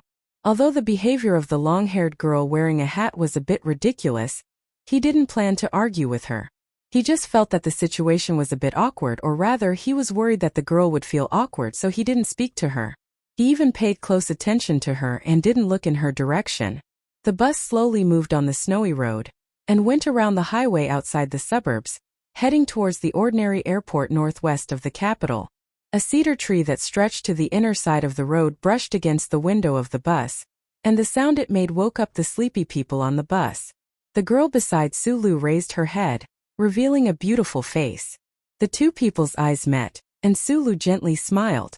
Who knew that the girl's pure eyes flashed with a trace of disgust, and she immediately lowered her head to read the magazine again. A moment later, she seemed to feel that this wasn't enough to express her unapproachable attitude, so she took out a pair of black-framed glasses from her purse and put them on the bridge of her nose, blocking Sulu's strange gaze. The girl with her head down was wearing black-rimmed glasses. She looked really pure, especially from Sulu's angle. He scratched his head and thought to himself, such a pure girl secretly ate my biscuits, so why is she so fierce to me? After all, he was a youth from a remote area, and when facing the opposite sex he was always a bit reserved. He just sighed in his heart and didn't say anything. Every time the girl with black-framed glasses took a biscuit, Sulu also took a biscuit, no more and no less. He smiled and ate happily. Although he was a very kind person, he didn't want to lose out too much. Just like that, there was only one biscuit left in the bag. According to the silent order from before, it should be Sulu's turn to take a biscuit. Sulu clearly noticed that the girl's pretty nose under the black-framed glasses wrinkled cutely, as if she was worried about something. Sulu silently grinned and took out the last biscuit from the bag. After thinking for a while, he broke it in half, and with a kind smile on his face, he cautiously handed one half to the girl. The girl looked up, somewhat surprised and somewhat angry. Like a kitten fighting for food, she snatched the biscuit and swallowed it, but almost choked. Sulu chewed the last half of the biscuit while looking at her in a daze, thinking, what's the hurry? Is she that hungry? He wanted to pass his water to her to drink, but he was worried that this eccentric girl would dislike him. Fortunately, the sound of brakes broke this puppet-like performance. He didn't even say thank you. What a shameless scum. Zhang Xiaoming dragged her heavy luggage, lowered her head, and walked toward the airport counter. She had been on a spaceship for 7 days from District S2, and now she had to immediately transfer to the university town. The tiredness of the journey was already a little unbearable, and her heart was constantly weighed down by that heavy stone. Unfortunately, on the bus, she met an extremely untactful, repulsive, and shameful young man. He looks quite pleasing to the eye, and his smile is as sincere as a pig's.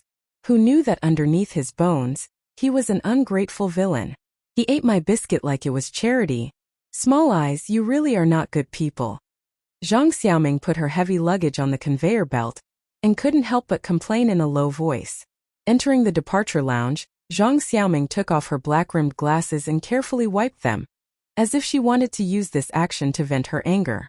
She never thought that there would be such a man in the world, who would so blatantly eat her favorite dog biscuit since she was a child. Her destination was the university town. The university town was located in the northern latitudes of administrative planet S1 of the capital ring. The flight would arrive in half an hour. She noticed the crowd around her, forced herself to calm down, and carried her small bag into the bathroom. She casually flushed the toilet. Amidst the splashing sound of water, she pressed the button on her black-rimmed glasses. On the originally empty glass surface, a few rows of characters suddenly appeared. This information appeared in front of her in the shortest amount of time possible through the wireless network that covered the entire planet. After memorizing all the words and missions, Zhang Xiaoming gently exhaled and appeared to be much more relaxed. The senator was still negotiating with the president's office. The situation was relatively calm now. Due to the first charter, the Bureau of Proclamation had to remain neutral. As a low-level worker, she didn't have to worry too much about her true identity being discovered. Even if the Federation found out that she was a spy sent by the anti-government party, the most they could do was expel her back to S2. But what exactly was in the university town? Why did the senator want her to return to the capital planet? Was it because the senator knew that she was homesick? Once she thought of her stale family, Zhang Xiaoming's expression became gloomy again. In order to complete the mission given by the organization, it seemed that she had to play the role of a lost sheep. This was really a painful thing. Sitting in the comfortable seat, Zhang Xiaoming tidied up the hair hanging beside her black-rimmed glasses. She subconsciously put her hand into her bag, but she found that the touch of her fingers was a little strange. She opened the bag in shock and was surprised to find an unopened bag of dog biscuits.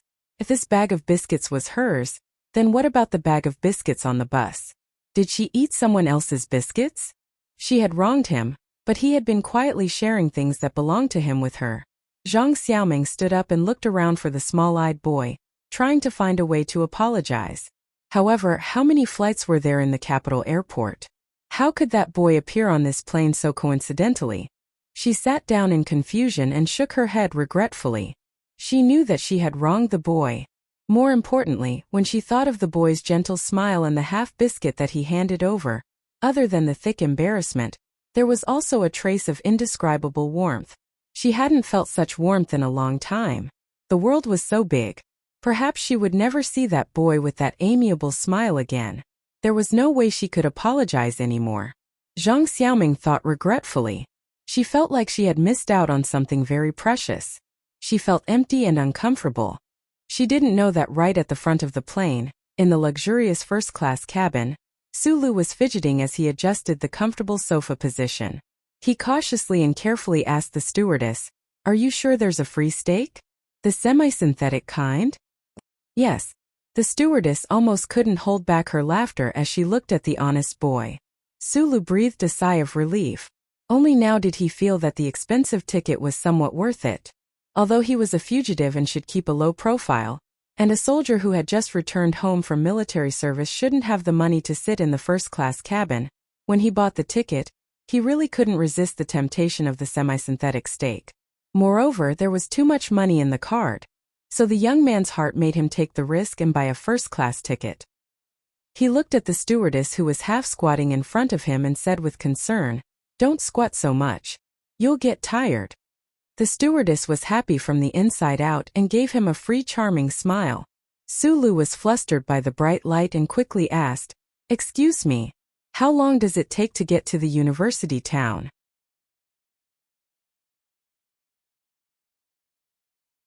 Chapter 49.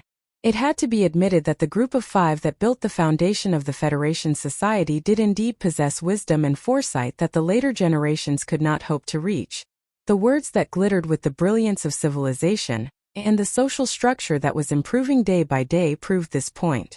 Among the 3 districts of the capital ring that had beautiful environments and distinct seasons, the university town that had been established in the northern latitudes a long time ago was a reflection of the great efforts of the ancestors of the Federation.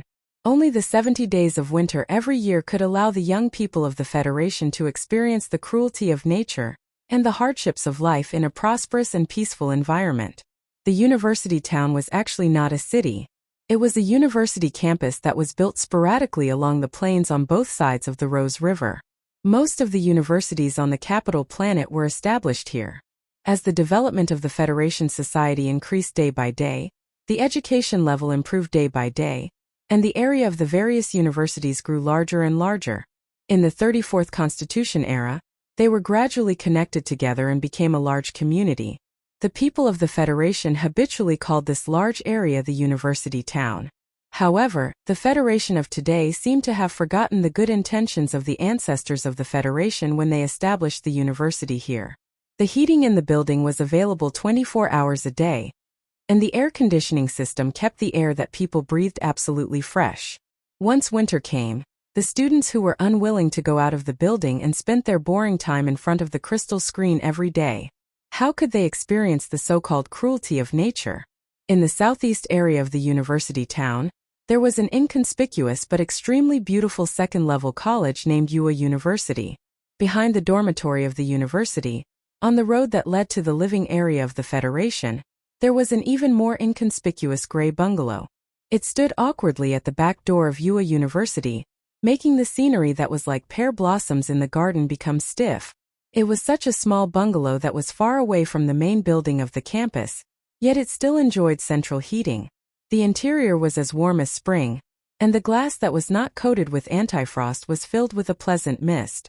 Wiping away the mist on the glass with one hand, Sulu looked through the window at the snowflakes and frost on the pear trees in the garden. He smiled happily, thinking that this was a really nice place. It was still so beautiful in such a cold winter. When had he ever seen such a scenery when he was in Donglin? The sky in her hometown was overcast and gloomy. How could there be snowflakes that were whiter than pear blossoms? He had been at Wuxia University for more than 10 days, following the suggestion left behind by his boss, Feng Yu, on the holographic screen before his death. Furthermore, he was a fugitive with a disguised chip in his body, so naturally, he was unwilling to follow the information on the chip and go to the Department of National Defense's Retirement Resettlement Office to find a job. Thus, he decided to come here himself, submitting a job application and the strange recommendation letter in his backpack to the school, and easily obtained his current job. At first, he was a little puzzled as to why it was so easy to find a job, but later on, he realized that other than guarding the back door of Wuxia University, this job only required him to be responsible for cleaning the road within 10 meters of him. On the surface, he was a member of the logistics department, but in reality, he was just a doorman. Without a doubt, he belonged to the lowest rung of society, and his salary was so low that it was pitiful. Fortunately, there was still a lot of money in that Zhongsanlin Union Bank card. Sulu did not come to Xianglin for money, nor did he have any strong desire to be below others, so he happily accepted this job and obtained this small, gray bungalow that belonged exclusively to him. If it was a normal citizen of the Federation, no matter how beautiful Wuxia University's snowy scenery was, after looking at the plain white for more than 10 days, they would have long since gotten sick of it. However, Sulu was the same. He had never seen snow in his entire life, and looking at the snow for more than 10 days was just a small enjoyment for him. Right now, it was still the winter holidays, and there were not many students staying behind at Wuxia University, so his work had not officially started yet. Every day, other than cleaning the snow, he had nothing else to do, so he was very free. Through the CD-ROM computer that the logistics department had placed in the doorway, Sulu would also go online every day when he was free. He seriously looked through the information on Wuxia University, and only then did he know that this seemingly unremarkable school was, other than the schools directly under the Ministry of National Defense, one of the most outstanding universities in terms of the 3 major self-propelled mobile armor systems and the standard repair of warship installations. Of course, the 3 major military academies directly under the Ministry of National Defense and the Westwoods Military Academy could not possibly be located in a university town, so it was not a place that Sulu could casually blend into. Therefore, if Sulu wanted to satisfy his interests, the unremarkable Wuxia University was indeed the best choice. Only now did he understand that his boss was still considering his own ideals in his arrangements, and his mood could not help but warm up like the air in the room. When he had just arrived at the university town, Sulu had tried to apply for an audit student certificate. After all, he still had quite a bit of money in his card, so he should be able to afford enough sponsorship.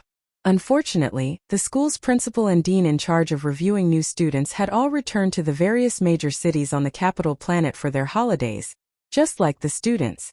What made Sulu feel even more regretful was that Wuxia University's library had also been closed for the past few days due to the update of the system and the holidays. This meant that he had no way of accessing the knowledge he was most interested in regarding the M-series mecha structure and maintenance.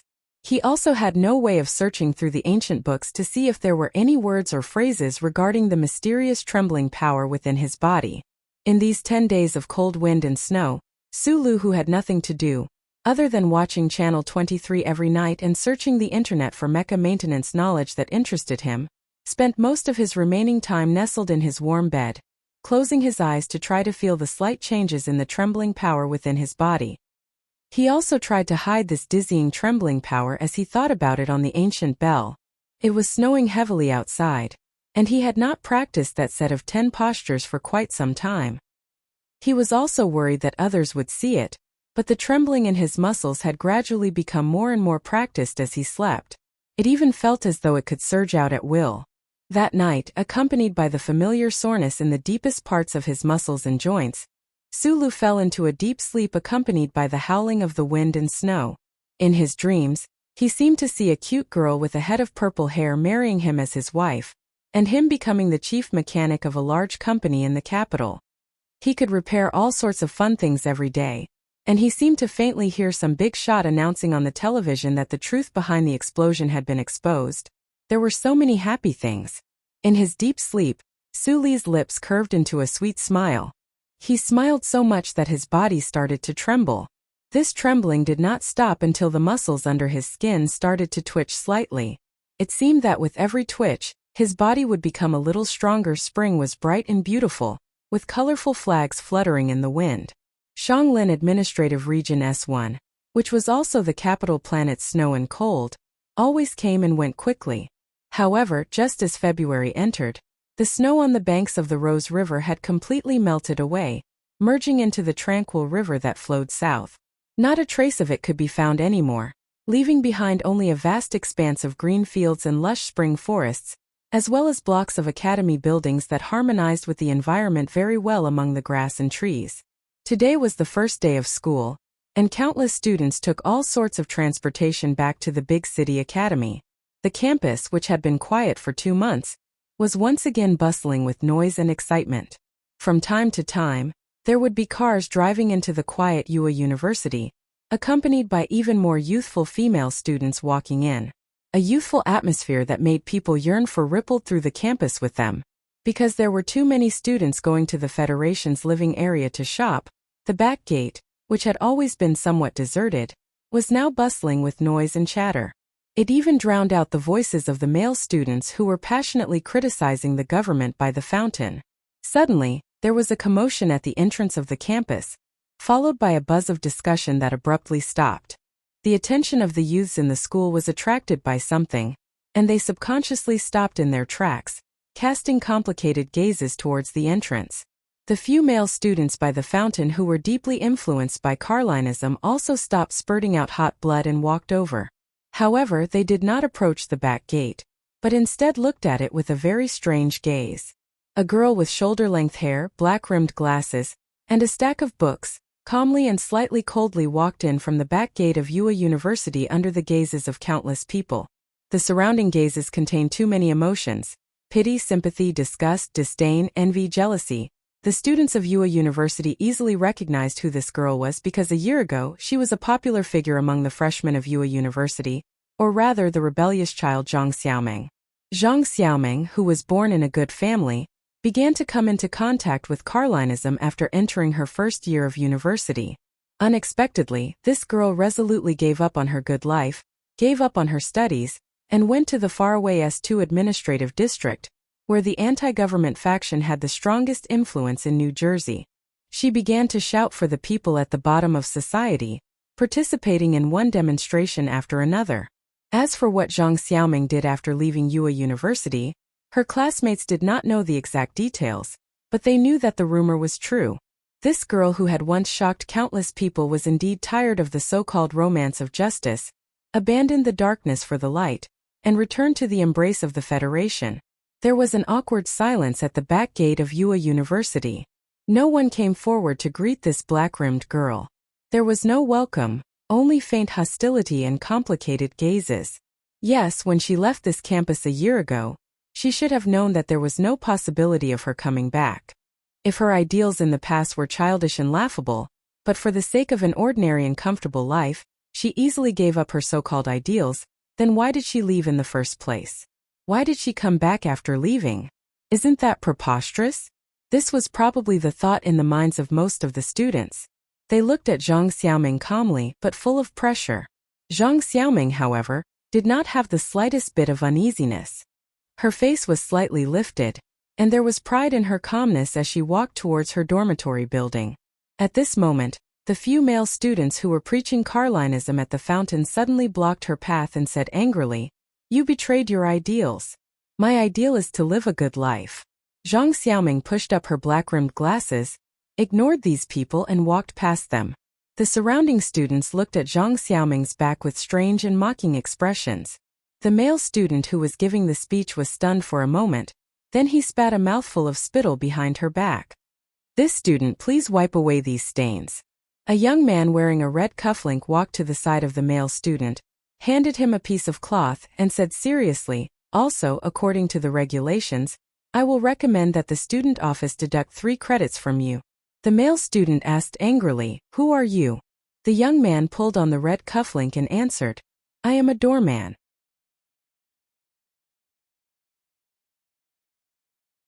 Chapter 50. At the corner of the road outside of Yue University's back gate, there was a completely black Land Rover parked there. The body of the Land Rover looked particularly thick and heavy. The window film reflected the beautiful skylight, covering everything inside the car. The inside of this completely black Land Rover was strangely without a seat. Instead, it was filled with all kinds of electronic equipment and a camp bed. Even more strangely, there were a few staff members wearing gray uniforms who were vigilantly looking at the electronic equipment, and on the camp bed laid a lazy young man. This young man was about 24 or 25 years old. He had a pair of high-fidelity headphones in his ears. It was unknown what he was listening to, but looking at his squinted eyes, it gave people the impression that he had fallen asleep long ago. If Su Lu were to see this young man's behavior, he would definitely think of the lazy boss uncle in any situation. To be able to maintain such a state in such a tense and busy working environment, if it wasn't that he was a little tired of the world, then it was that he didn't care about anything. A staff member took off the young man's headphones and said with a bitter smile, "Team leader, even if you're too lazy to listen to it, can you not use public equipment to listen to music? Otherwise, if the director finds out, you'll be scolded again." The young man opened his eyes and yawned. His beautiful face had a trace of hangover fatigue. He muttered, "It's such a good thing. It's a pity that I don't use it to listen to music." Then he looked at the small holographic screen of the electronic equipment and asked in boredom, "What's wrong? Nothing happened to that hot-blooded young woman, right?" "Nothing happened. There are a lot of young people coming back from S2. Why does the Bureau want us to keep an eye on her?" The staff member shrugged and pointed in the direction of Yue University. "How big of a problem can a female student have? Zhang Xiaoming coming back so casually like this. If there's no problem, then I'm an idiot." The young man yawned again. His name was Shi Qinghai. He graduated from the 1st Military Academy and was now working in the Federation Investigation Bureau. All the staff members in this completely black Land Rover were his subordinates. Bored, he looked in the direction of the back door of Yue University and said in a seemingly casual manner, "A little lamb who knows how to mend its ways? Her parents are both civil servants of the Federation government. If there really was no problem, this little lamb should have cried and jumped into her parents' arms at the capital airport. She shouldn't have directly transferred to the university town alone, and worked hard for more than 10 days before she regained her student status. Why didn't she meet with her parents? She's still rebellious and hasn't grown up yet. How could she be a pitiful girl who had her head injured?" A hint of mockery flashed across Shi Qinghai's beautiful face. Although there are a lot of useless people in the Bureau, it's not a big problem to choose a surveillance target. As he spoke, the 6 people in the front and back of the black land vehicle stopped what they were doing. They listened to the leader's analysis and nodded in agreement. One of them looked at Shi Qinghai and said with a smile, "Leader, of course we know you're not an idiot." Of course Shi Qinghai was not an idiot. He graduated from the 1st Military Academy with the highest grades. In his first year in the Federation Investigation Bureau, he successfully cracked a few spy cases. His ability was obvious to all. If he had followed this path steadily, everyone in the Investigation Bureau believed that the youngest deputy director in history would have been born. But no one would have thought that such a young talent would fall so quickly. An officer of the Investigation Bureau who was addicted to alcohol and women all day long was equivalent to giving up his future. Don't drink so much in the future. What's the difference if those women turn off the lights? Do you need to change every day? Shi Qinghai's subordinate said with a headache, don't always offend the boss. Otherwise, you would have been promoted long ago and we would have followed suit. Don't talk nonsense with me. Who hasn't been promoted under me? I'm too lazy to move. Isn't this university town good? There are so many beauties, especially young beauties. Shi Qinghai smacked his thin lips. His eyes were blurred and intoxicated. How can I leave when I'm surrounded by the fresh scent of young bodies? He got up from the single bed and rubbed his face that he forgot to wash in the morning. He said vaguely, what career advancement? Bullshit. I want to be transferred to the Bureau of Proclamation. Those bastards, they only have one computer every day. They don't have to worry about anything. It's a fucking good place to retire. Having said that, he still had to do what he had to do, even if it was just on the surface. Shi Qinghai pretended to pick up the monitor and put it next to his ear to listen for a long time. At first, everything was normal, but gradually, his facial expression became wonderful and finally, it turned into an uncontrollable laughter. The concierge? I'm dying of laughter. Does he know that the student he asked to wipe off his saliva is the son of a senator? Shi Qinghai was rocking back and forth with laughter. He slapped his thigh and said, this little concierge is interesting. It's rare to see such a serious person in this fucking society. Shi, team leader, lower your voice. A team member stared angrily at the unconscious Shi Qinghai and shouted in a low voice, we are monitoring the situation. Not in the cinema. Oh, that's right. Shi Qinghai came back to his senses and laughed. He opened the car door and walked out of the car. He said, I have to watch UA University for at least a semester. It's too boring. I'm going to check out that fun concierge. The staff members of the Bureau of Investigation looked at each other. They didn't know what to do with this crazy and absurd team leader. Under the sun, the young team leader walked lazily like a hooligan. The staff members couldn't help but cover their eyes in embarrassment. One of them muttered, breaking the rules again. But why does team leader look like a hooligan? Team leader grew up in the countryside. His father is a farmer. Is that so? That's a rare occupation. But what does this have to do with team leader being a hooligan? Didn't George Carlin once say that? The root of hooliganism is the unfair distribution of wealth. At the back gate of UA University, there was no class struggle between the rich students and the poor concierge. The male student who preached Carlinism left in anger. Sulu didn't pull him back. He forced him to kneel on the ground and wipe off his saliva. If he really did that, Sulu would doubt his own intelligence. He just followed the school rules and wrote a note about what happened today. He sent it to the special mailbox of the student office through the computer. Then he pulled out the hose and washed the sidewalk that had just been cleaned in the morning. He walked out earlier because he found that the male student seemed to have the intention to continue pestering the girl. So he thought of a way to stop him. If he hadn't seen that pair of black-rimmed glasses, Sulu wouldn't have remembered that the girl was the one who secretly ate his biscuits on the bus. Sulu didn't know what Carlinism was and didn't care about the negotiations between the government and anti-government. He just felt that the girl was too lonely with so many students coldly looking at her. What made him feel even more uncomfortable was that the male student actually blocked the girl's path. Of course, the more important reason was that he knew the girl. Even though the girl might not remember him, and even though the girl was rude to him back then, after cleaning the sidewalk, Sulu took a chair and sat next to the gate. He faithfully carried out his task. He closed his eyes under the warm sunlight and listened to the chips beeping sound from the monitor beside him. He was so comfortable that he almost fell asleep. In fact, he was still thinking about when he would be able to complete his bypass hearing, when he would be able to enter the library, and when he would be able to visit the experimental grounds. As an official of the Investigation Bureau, Shi Qinghai naturally didn't want to get acquainted with this inconspicuous concierge. It was just that he had spent the whole night with the blonde beauty and drank too much alcohol. His mind was too tired, and he couldn't sleep comfortably on the military bed of the land shuttle, so he decided to just walk around in the car. He bought a pack of cigarettes from the convenience store next to the school gate and lit one. He walked to the sidewalk and squatted down. He casually glanced at the young concierge from the corner of his eyes. It was just this glance, but Shi Qinghai's pupils slightly shrank.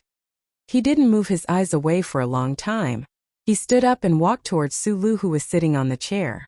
After a moment of silence, he said with a smile, "I really envy your job. You can openly bask in the sun every day." Sulu raised his head in surprise. He didn't expect that on this strange planet, in this strange place, someone would actually take the initiative to talk to him. When he raised his head, he saw a street full of green trees and clear sunlight. A handsome young man in a wrinkled black suit was looking at him with a smile. Maybe it's quite comfortable. Sulu knew how to answer this question. He squinted his eyes, blocked the sunlight, and carefully said, "Do you want one?" Shi Qinghai smiled and passed a long filter cigarette. Sulu originally wanted to refuse, but he suddenly remembered that the boss uncle never left his cigarettes. He suddenly had an idea. He took the cigarette, put it in his lighter, and lit it up. He said thank you. Separated by the iron gates of Yue University, the two of them smoked without knowing what to do. Under the sunlight, they both seemed to have endless worries. Shi Qinghai threw the cigarette butt to the ground and stepped on it to extinguish it. He used his fingers to tidy up his messy hair. He suddenly stared at Sulu and said, "Sitting on the chair, but your body is hanging in the air. You're really hard-working to be able to practice the horse stance like this."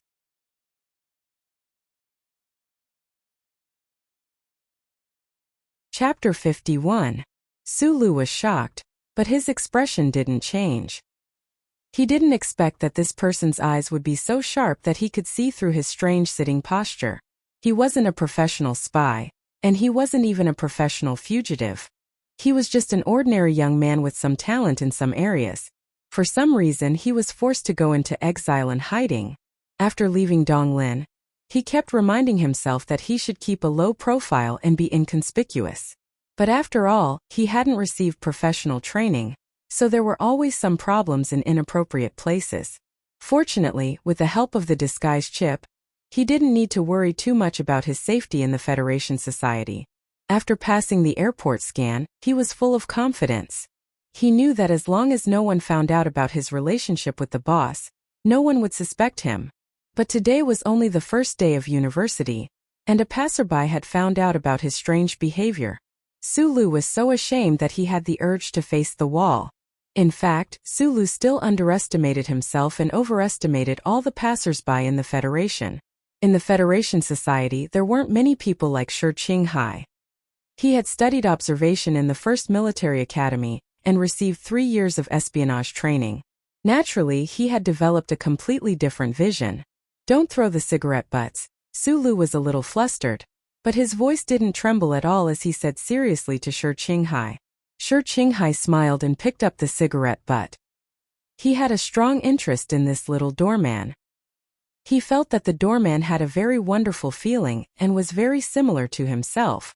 It seemed that they were both keeping a big secret in their hearts. Shi Qinghai didn't want his secret to be known by others, so he didn't want to explore other people's secrets. After all, this person had nothing to do with him. Shi Qinghai looked at Sulu, yawned, leaned against the iron gate, and asked lazily, "There aren't many people in the training center now. You're still young, so I didn't expect you to like this kind of thing." Sulu could have chosen not to answer any of his questions, but first of all, that would be too strange. He did not know what this man in the suit did, and second of all, his small eyes had always been very good at judging people. In his opinion, this man in the suit was full of boredom and tiredness, and he did not have any malicious intentions. "I've never been to a body cultivation hall." Sulu shook his head and said, "What's the horse stance?" "Oh, the horse stance is the posture where your butt doesn't touch the ground. But that posture of yours is much more difficult than a normal horse stance. Don't be surprised that I know all this. You should know that I spent some time in a body cultivation hall." Shi Qinghai smiled, then extended his hand and nodded. Shi Qinghai, government worker. Then he said in a more serious tone, "Does guarding the door for the government count as a staff member?" Sulu was stunned for a moment, then he smiled as well. He extended his hand to shake the other party's hand and introduced himself. "Sulu, school worker. If guarding the door really counts as a proper job." The two people's hands passed through the bars of the metal gate and shook each other. A moment later they let go. Shi Qinghai raised his eyebrows and said, It's a bit like visiting a friend in prison. Looks like I'm the one locked up in prison. Why not me? I'm leaving first. I'll come and chat with you when I have the chance. Shi Qinghai looked at the figure of a woman walking over from not far away.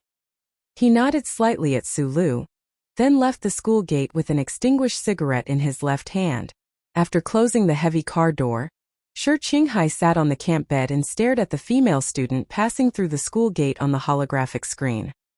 He used his index finger to point at her face, which was a bit blurry due to the pixels, and said, "Keep an eye on her. I don't care why this woman called Zhang Xiaoming came back, and I don't care what she wants from Yue University. All you need to do is surround her and cut off all connections between her and any suspicious points." Not fishing. One of the team members asked curiously, "If there's really something wrong with this female student, this is a good opportunity." "I'm not interested in that." Shi Qinghai tidied up his wrinkled suit, lowered his head and said, "If we want to fish, we have to get close to her. That's the only way to ensure that we don't miss any clues. But the problem is that in our team, other than me, we all look like we've been through a lot. How are we going to pretend to be students? How about pretending to be a teacher?" Another team member suggested. Shi Qinghai raised his head, looked at him with pity, and said, "If you think that your knowledge is enough to prevent you from being coaxed off the podium by the students, then you can give it a try." The team's time-sharing, monitoring, and social relations were methodically issued one order after another. The routine work of the Bureau of Investigation came to an end. Only Shi Qinghai and one of his subordinates were left in the black Land Rover. He suddenly lowered his voice and said, "Help me investigate a person. His name is Su Lu." Do we need to file a record?" "No, I'm just interested in a personal matter." "A personal matter? If there's no record, there's no way to get a secret level. I don't think we'll find anything interesting." The team member obviously thought that the person he was investigating was a woman.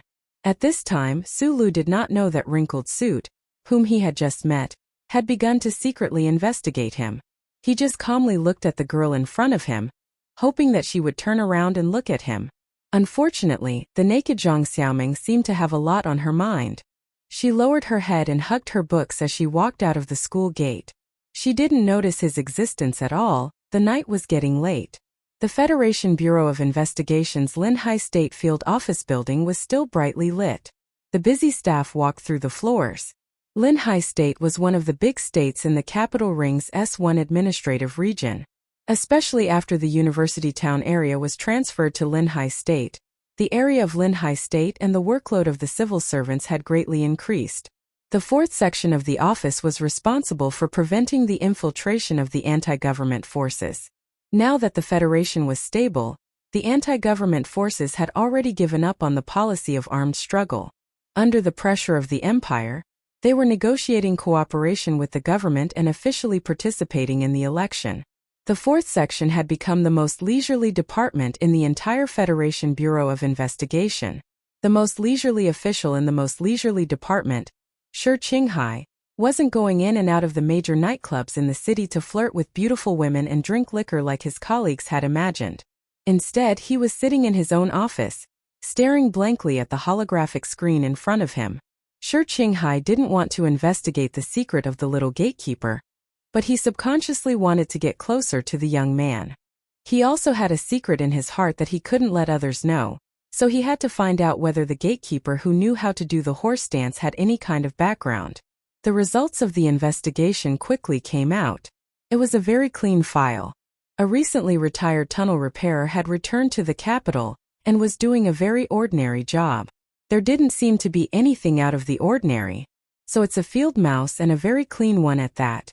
Shi Qinghai smiled as he looked at the holographic screen.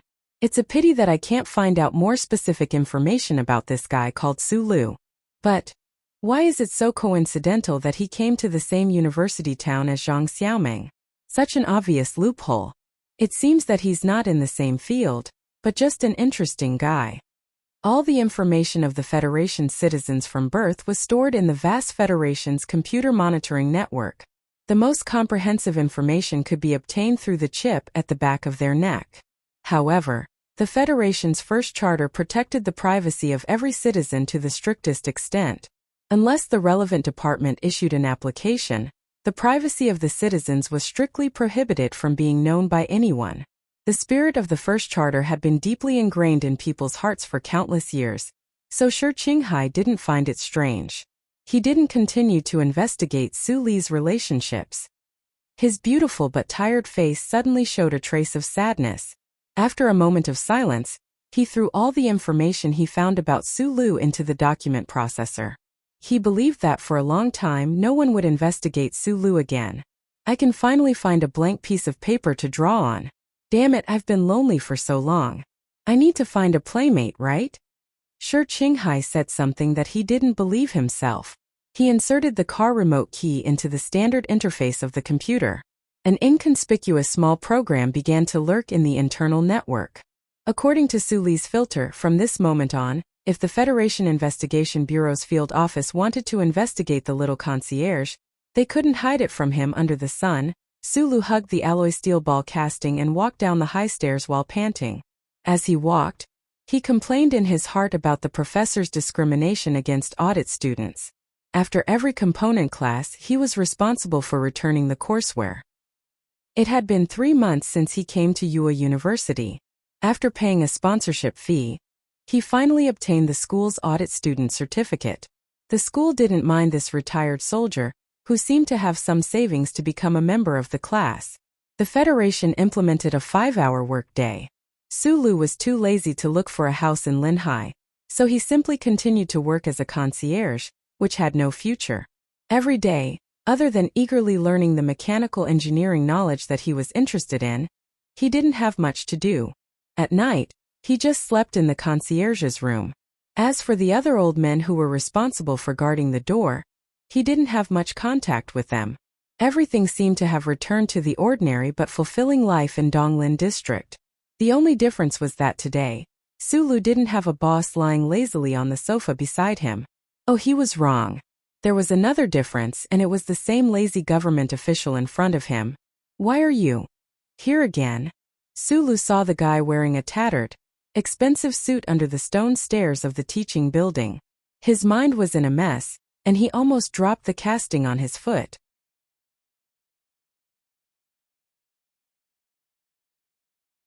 Chapter 52.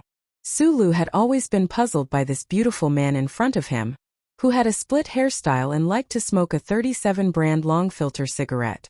They had only chatted for a while under the sun, but in the past few months, this man had been coming to him frequently, inviting him to drink and chat with him. But he was not a man who looked like a woman, and this man seemed to be more charming. Su Lu found it a little hard to understand the other party's persistence. But what was strange was that he didn't seem to resist interacting with this official. Perhaps it was because the other party's laziness and world weariness was somewhat similar to that of a certain person who had passed away. Su Lu walked past him with the cast in his arms and begged for mercy in a low voice. I vomited for a long time last night. Please forgive me. I can't hold my liquor, and I can't take it anymore. Put this broken thing down first. Shi Qinghai looked at him with a smile, his handsome face glowing under the sun. He said, I won't drink today. I'll take you to find a woman. A woman? Su Lu opened his mouth wide and could not react for a long time. Mr. Shi? Are we that close? Su Lu looked at him helplessly. Mr. Shi was Shi Qinghai's self-proclaimed name. This young official seemed to have always yearned for the evil feudal society of the empire. After 20 rounds of drinking in 2 months, you should be cooked, right? Apart from stones, what in the world can't be cooked? Yes, I was a soldier in Donglin. The people of the Federation have always thought that the people of Donglin are stones. Stones also need friends. Is it that simple to be friends? Of course. If you are pleasing to the eye and comfortable to get along with, you are a friend. Su Lu seemed to understand something and nodded with a smile. Shi Qinghai very seriously pulled out the bangs on his forehead and said to him, I'm very bored by myself. I see that in addition to working every day, you do experiments in class and eat bread in the library. You're even more bored than me. I really can't stand it, so I decided to let you see what real life is like. Real life is a woman? No. Shi Qinghai shook his slightly oily hair and said seriously, it's a beauty. Beside the busiest street in Linhai, The door of the biggest nightclub, 13, was shut tight. Inside the iron gate, the rhythm of the music was constantly changing. The dazzling spotlights in the spacious venue and the dim environment did not contradict each other. The amber liquid in the open-mouthed glass on the table released an intoxicating wine aroma, mixing with the alluring perfume that pervaded the entire nightclub, weaving a charming environment. We used to drink in taverns, so I thought you were a very simple veteran. I didn't expect you to be so familiar with this kind of place. Shi Qinghai lowered his head and looked at the wine in the glass in front of him. He seemed to be trying to distinguish how many colors would be reflected in the dim light of the wine. At this time, Sulu was looking at the girls dancing on the bar counter in tight-fitting shorts, exposing their snow-white thighs. She tried her best to open her eyes wider, but because she was so focused, she didn't understand Shi Qinghai's words for a moment. She was stunned for a moment before she turned around and looked at Shi Qinghai. Shi Qinghai's black hair drooped on the table in front of him. He said weakly, "An 18-year-old veteran can sit so comfortably in the most expensive nightclub in Linhai, and you don't have a nosebleed looking at those beautiful girls. I don't believe that you haven't been to such a place before. I just passed the legal drinking age not long ago." Sulu sat up straight on the sofa and said with a smile. Of course, he was no stranger to nightclubs. Although he rarely went there, he had mixed with a group of orphans since he was young. Although he lived in the remote Donglin, he had developed a sense of dry and spicy temperament. Although his honest and simple face did reflect a part of his way of thinking, it more successfully concealed the natural calmness and firmness of an orphan, the decisiveness with which he did things, and the hardships and experiences that could make people calmer. "You look a little older than your actual age." Shi Qinghai raised the wine glass in his hand and signaled to a girl on the table not far away. His eyes returned to Su Li's face again, and he was silent for a moment. He had drunk with Su 23 Sierra Leone in Leone's times, and it seemed that the little concierge would get drunk at the end of each time. But the problem was, no matter how drunk he didn't mention anything about the past in his drunken ramblings. This small detail made the sensitive Shi Qinghai feel strange. He didn't ask the concierge, but patiently waited for the day when the mystery would be revealed.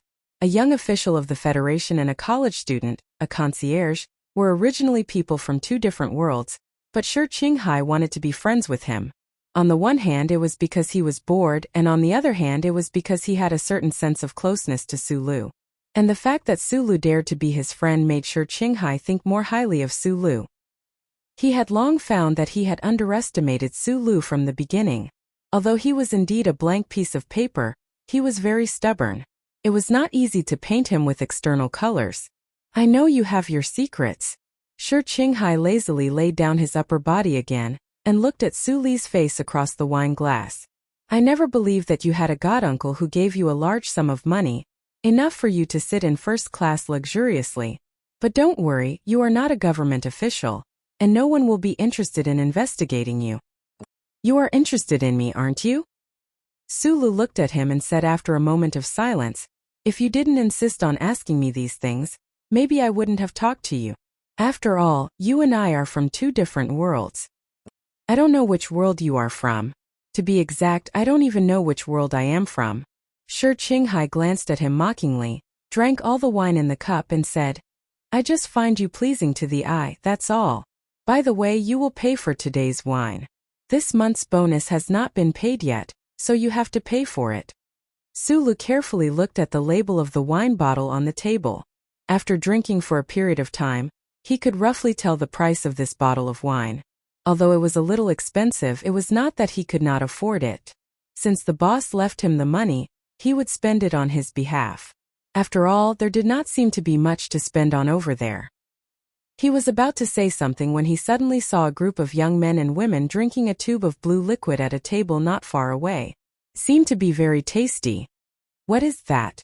Should we try one?" Sulu asked. "A new drug, sky blue." Shi Qinghai looked at him mockingly. "Do you want to try it?" Sulu shook his head.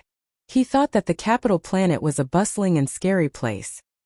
He could not help but sigh when he thought that there were people who dared to take drugs in broad daylight. At that moment, another fragrant wind blew over and into Shi Qinghai's arms. He could not help but sigh again. He thought that he was a country bumpkin from a remote and underdeveloped area. He was still not used to this kind of situation. Shi Qinghai was very handsome, or rather very beautiful. Although he often didn't wash his hair, that pair of extremely deep and charming eyes of his were always emitting electricity. Under the dim lights of the nightclub, the electricity in his eyes gradually blurred, attracting countless women.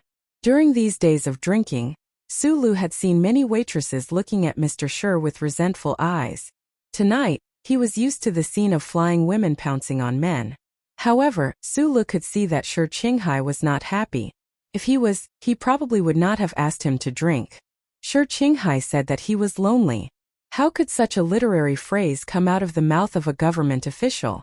Although he said that he was a gatekeeper for the government, who would believe him? However, since Shi Qinghai did not ask about his past, he did not want to ask about Shi Qinghai's background. It had been a long time since he left Donglin, but the disguise chip in his body had never malfunctioned. Sulu could already face everything in life naturally, and not always treat himself as a fugitive. It was good that he could live naturally and keep his past a secret. If he treated everything and everyone in life with vigilance and suspicion, what was the point of such a life? It was getting late. Shi Qinghai was intoxicated by the night, the beautiful women, and his friends. He mumbled something and fell asleep on the sofa. Sulu, who had drunk more than half a bottle of strong liquor, did not feel drunk. Instead, he became slightly excited because of the alcohol. He reluctantly moved his gaze away from the beautiful women and called the waiter.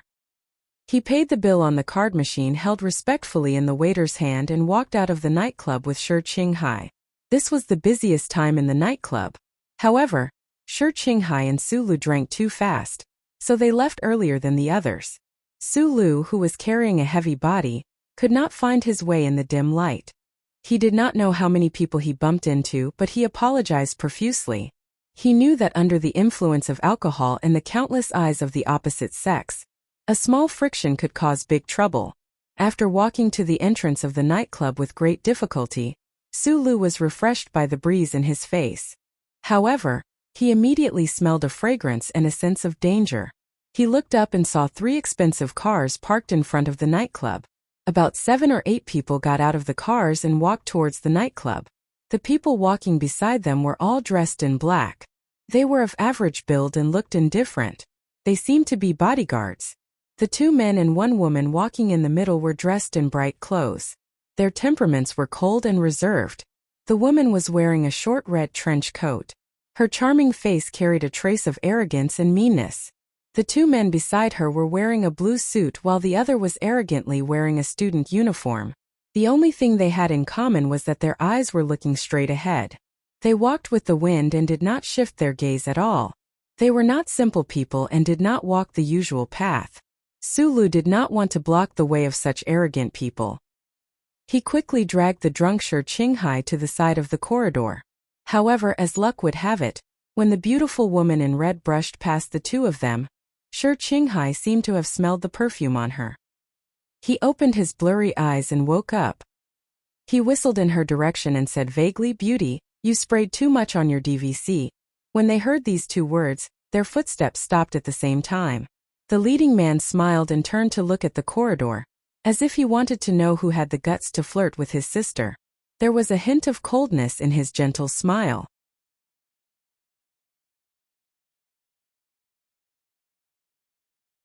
Chapter 53. DVC was a type of perfume. A very expensive perfume produced in the Bali region of the northern continent of planet S3. The annual production was extremely low, and it was impossible to come into contact with such a luxury item unless one was extremely wealthy or had an extremely high social status. Shi Qinghai had been wandering among women for the past few years. Whether it was a convenience store clerk, a lonely and bored young married woman, or a cold-looking career woman, he wanted to lift the curtain and become a guest of all of them. To be able to reach such a standard, he was naturally no stranger to women's products. Furthermore, he had indeed had a one-night stand with 1 or 2 women of high status. Therefore, even if he was drunk to the point of delirium, he could still call out the name of the DVC. Furthermore, he was extremely dissatisfied with the red-clothed woman for spraying too much. Women who could afford luxury items were naturally not simple women. To them, everything that represented money and status was not important, but style was the key. It was not important to use DVC, the key was to use it well. Saying that she sprayed it too much was like saying that she burned money to light cigarettes. It was tasteless. In the eyes of a woman of this level, being accused of having no style was the most unacceptable thing. Therefore, a flame of anger suddenly rose in her pair of charming but cold eyes. Seeing that the group of people who were walking with a swagger suddenly stopped because of Shi Qinghai's words, especially when he saw the cold smile on the leader's face, Su Li's heart unsurprisingly jumped. From a glance at the nightclub corridor from afar, he knew that these people were not simple, and was afraid of provoking them. Just as he was about to walk past them, something really happened. Sulu knew what DVC was, and he did not know how much the black cars in front of the nightclub were worth, but this did not prevent him from seeing the background of the other party and their displeasure. A bitter smile appeared on his face, and he turned his head to look at Shi Qinghai, thinking to himself that this kid was not doing it on purpose, right? It seemed that Shi Qinghai was not doing it on purpose, because at this time, he had fallen asleep sweetly on Su Li's shoulder. His body reeked of alcohol, and his eyelids did not even blink. Su Li sighed in his heart, and sincerely said to those people, "I'm really sorry, my friend drank too much and spoke nonsense." Su Li's appearance was very ordinary. Only his pair of straight eyebrows that were as sharp as a knife was somewhat unique. But what was very strange was that his pair of eyes that were often squinted always revealed a trustworthy expression, and his tone of voice was extremely sincere, which made it very easy for people to have a good impression of him. It was probably because of this that the little girl on the ancient clock chose to trust him without hesitation. He didn't know if his sincerity and honesty would be of any use today. The man, who was obviously the core of the group, narrowed his eyes slightly. He looked at Su Lu and paused for a moment. Suddenly he smiled. The green robe on his body was like a willow leaf in the harsh winter, like a knife. The man's of course of the woman of the group. The young man in the student's uniform beside them had a strange expression. He looked deeply at Su Lu, who was supporting the drunk man. No wonder the uniform looked familiar. It was the uniform of Yue University. Su Lu recognized him. This arrogant young man who dared to wear a student's uniform and enter a nightclub for entertainment was the male student who had a small conflict with him 2 months ago at the back door. Su Lu had stayed in the school for several months. After all, he had the status of a gatekeeper and auditing student, so he didn't have much interaction with the real students. However, he knew that this male student's father was a state representative of Linhai, and could be considered to be born into an influential family. However, what did the other party's last glance mean? Seemed to be a warning or a reminder. Su Lu did not think too deeply about that student's gaze. He only thought that the son of a state senator was actually the follower of that pair of man and woman. It seemed that these people were indeed important people that he could not afford to offend. Looking at the man in the green suit and the woman in the red trench coat walking into the nightclub, he let out a sigh of relief. At least he did not cause any trouble. He grew up with the orphans on Zhonglo Street since he was a child. He believed in the philosophy of life that if you respect me, I will respect you back 10 times. He always thought that since Shi Qinghai had offended the other party with a slip of the tongue when he was drunk, he had already humbled himself and sincerely apologized to the other party. The other party should be appeased and there would not be any follow-up development. But soon after, he understood the warning in the eyes of the man in the student's uniform. Only then did he realize that he was indeed a country bumpkin from a remote area. He actually naively thought that these people were so easy to deal with. Throw that drunkard into the washroom to sober up. Feed him 2 piles of feces to rinse his mouth. His mouth stinks even more than the toilet bowl. The woman in the red trench coat walked into the nightclub, coldly leaving behind a sentence. The wind at the entrance of the nightclub lifted the hem of her trench coat, revealing a pair of straight and tender legs. It was extremely pleasing to the eye, but the words that came out of her mouth were extremely cold. Hearing this sentence, Su Lu stood there in a daze, thinking that he had misheard. He couldn't understand why the other party wanted to humiliate him in such a way with just a few words. Moreover, he had already apologized. Most importantly, he could tell that the woman in red wasn't joking when she said those cold words. Her tone was calm, but there was an irresistible air to it. Su Li's heart seemed to have fallen into an ice cellar. Only now did he realize that the attitudes of different social classes towards each other were completely different. In the face of the other party's strength, he who was at the bottom should have felt angry. He was indeed angry, but what he felt more was a kind of helpless sorrow. He looked at the back of the woman in the red and said with a last glimmer of hope, "I apologize to you on his behalf." In this world, some people never accept apologies. Even if a ladyboy knows a few bottles of perfume, he is still a ladyboy in the end. A drunkard who said the wrong thing has to pay the price. Little friend, if you want to leave safely, don't talk anymore. The slender thighs of the woman in the red windbreaker could be seen under the hem of her clothes. She did not turn around and walk deeper into the nightclub. The ladyboy she was talking about was naturally the beautiful Mr. Sure. From her words, it seemed that this woman with a strong background did not have any ill feelings towards Su Lu. The man in the blue suit patted her affectionately. He did not care about what happened behind him at all. It seemed that this kind of thing often happened to these people. Only the son of the state senator who was following them turned around and gave Su Lu a sympathetic look. He thought to himself that Sister Yuzi's mood seemed to be really gloomy recently. However, although he sympathized with the little gatekeeper at the school, he did not have the courage to speak up for him, because he knew that this pair of brother and sister always meant what they said. At the end of the corridor, the owner of the nightclub was already respectfully waiting for the arrival of this group of people with a group of people. The expression in the eyes of the man in the blue suit changed slightly. He looked ahead and said to his sister beside him, "In the future, don't be so childish. If you are really angry, don't use this kind of method. I know you have been in a bad mood recently, but you have to know that he has always disliked your temper. If his family had not asked him to go out and train, and if he had not happened to be in the same school as us, and if we had not known his identity by chance, maybe we would not have had the chance to know him at all." The woman in red raised her thin eyebrows slightly and said, "We have known each other for so many years, but he still avoids me like I am a fly. I can't take this lying down." The man in the blue suit frowned slightly. He lowered his voice and scolded seriously, "Don't forget his identity. Why would he bother to avoid you? If he doesn't want to see you, you can forget about getting close to him for the rest of your life." While speaking, this pair of brother and sister completely forgot about the matter at the end of the corridor. In their opinion, since those insignificant people made them feel a little unhappy, they should naturally pay the price and let their mood return to normal. Since they had already spoken, there would naturally be someone who would handle this matter properly. That drunkard must eat shit, not a mouthful less.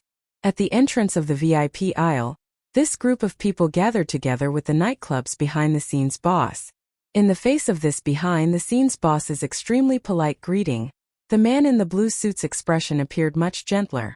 This was because he knew that although his family's influence seemed strong, in fact, its foundation was not solid. Moreover, the military division was thousands of miles away, and its influence in Lin Hai was not as strong as imagined. At this time he was in Lin Hai, so he had to be careful about everything and not be too arrogant. Although the other party was only a nightclub owner, being able to have such influence near the university town, he presumably was not a simple character. Of course, the so-called careful in his heart did not include the two people at the entrance of the nightclub. After exchanging a few pleasantries, the man in the blue suit suddenly frowned. This was because he found that the nightclub owner in front of him seemed to be somewhat restless, and his eyes kept glancing over his shoulder and outside. The nightclub owner noticed the change in the man's expression, and his heart thumped. Fearing that the other party would be unhappy, he asked as calmly as possible, "Is that big guy outside your subordinate?" The man in the blue suit frowned, and his heart was slightly surprised. He knew that the other party was talking about Hook. At this time, Hook was doing that thing outside the nightclub according to his sister's instructions. Hook was the brother and sister's playmate since childhood, and later became their personal bodyguard in name. He had worked hard in the first academy for 3 years and his strength was amazing. The man in the blue suit had never thought that Hook would have any problems doing such a small thing. The group of people turned around and looked outside the nightclub. The brother and sister's faces stiffened slightly, and then immediately returned to normal. However, the brother's pupils shrank imperceptibly, and he was somewhat shocked. In a place like the nightclub, Hook had met with a tough opponent. In the open space outside the nightclub, Sulu was holding the drunk Shi Qinghai in his arms, vigilantly watching the big guy in front of him. A trace of blood was flowing from the corner of his mouth, and the big guy opposite him was not doing well either. There was a deep footprint on his chest, and he was coughing incessantly.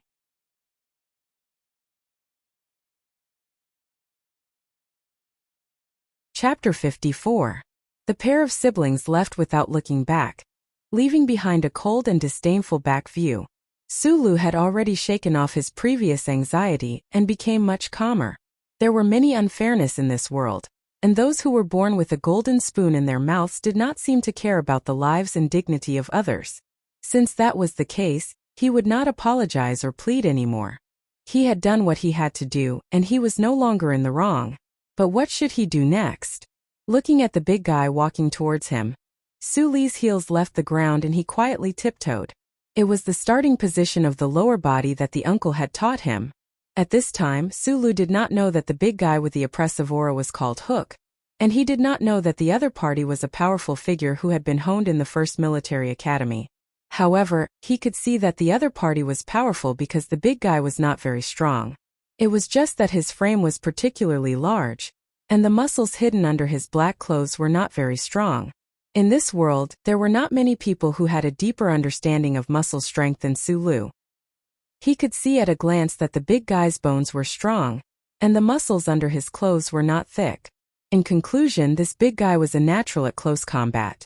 More importantly, Suli's heart was still hesitating. The shadow of his identity as a fugitive had gradually faded under the sunshine of Yue University, but in the face of today's situation, he couldn't help but think twice about it. The big guy walked in front of him, lowered his body and said, "Get out of the way." Suli's nose twitched, and he suddenly smelled the other party's identity as a soldier. Probably only a soldier could reveal such a stern feeling, just like the fat captain on the ancient bell. Of course, the big guy in front of him was not as oppressive as the fat captain, but he was still a very powerful figure. The siblings were not very old, and it seemed that their father was definitely a big shot in some military region. Besides the fourth military region, there were 3 other military regions in the capital ring. No matter which military region they were from, they were all people that Sulu could only look up to.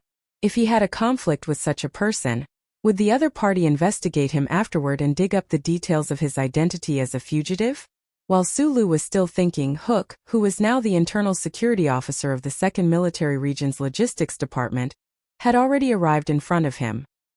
He reached out his hand to grab Shi Qinghai's neck, who was in Suli's arms. The mission he accepted was to drag this drunken transvestite to the toilet to eat shit. Other than that, he didn't have any other thoughts. The sudden attack interrupted Suli's train of thought. At this time he was holding Shi Qinghai in his arms. Subconsciously he raised his left hand and placed it vertically on Hook's pulse.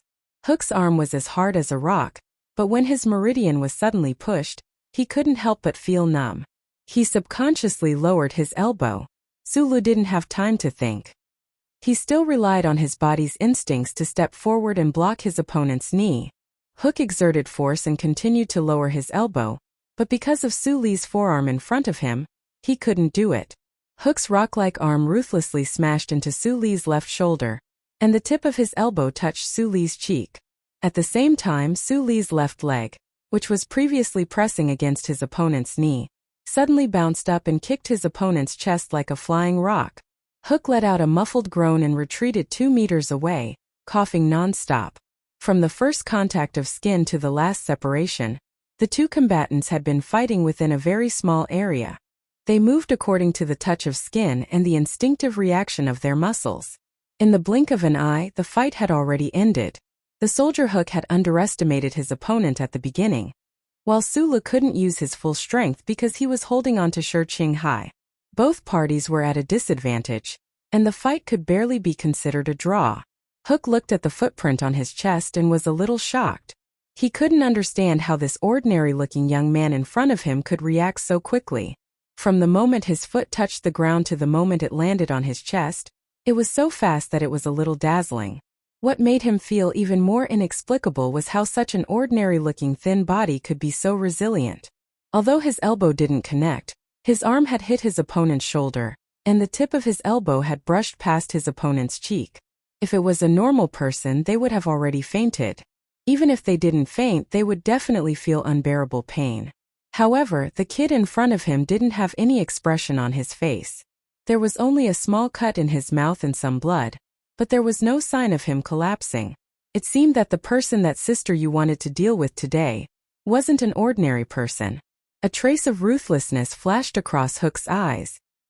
He heavily hammered his own chest and used the shock of his strength to stop coughing. Once again, he walked towards the ordinary-looking young man. Sulu knew why, and when he made his move, he mocked himself in his heart. Keep a low profile, keep a low profile. Sure Qinghai, dog shit.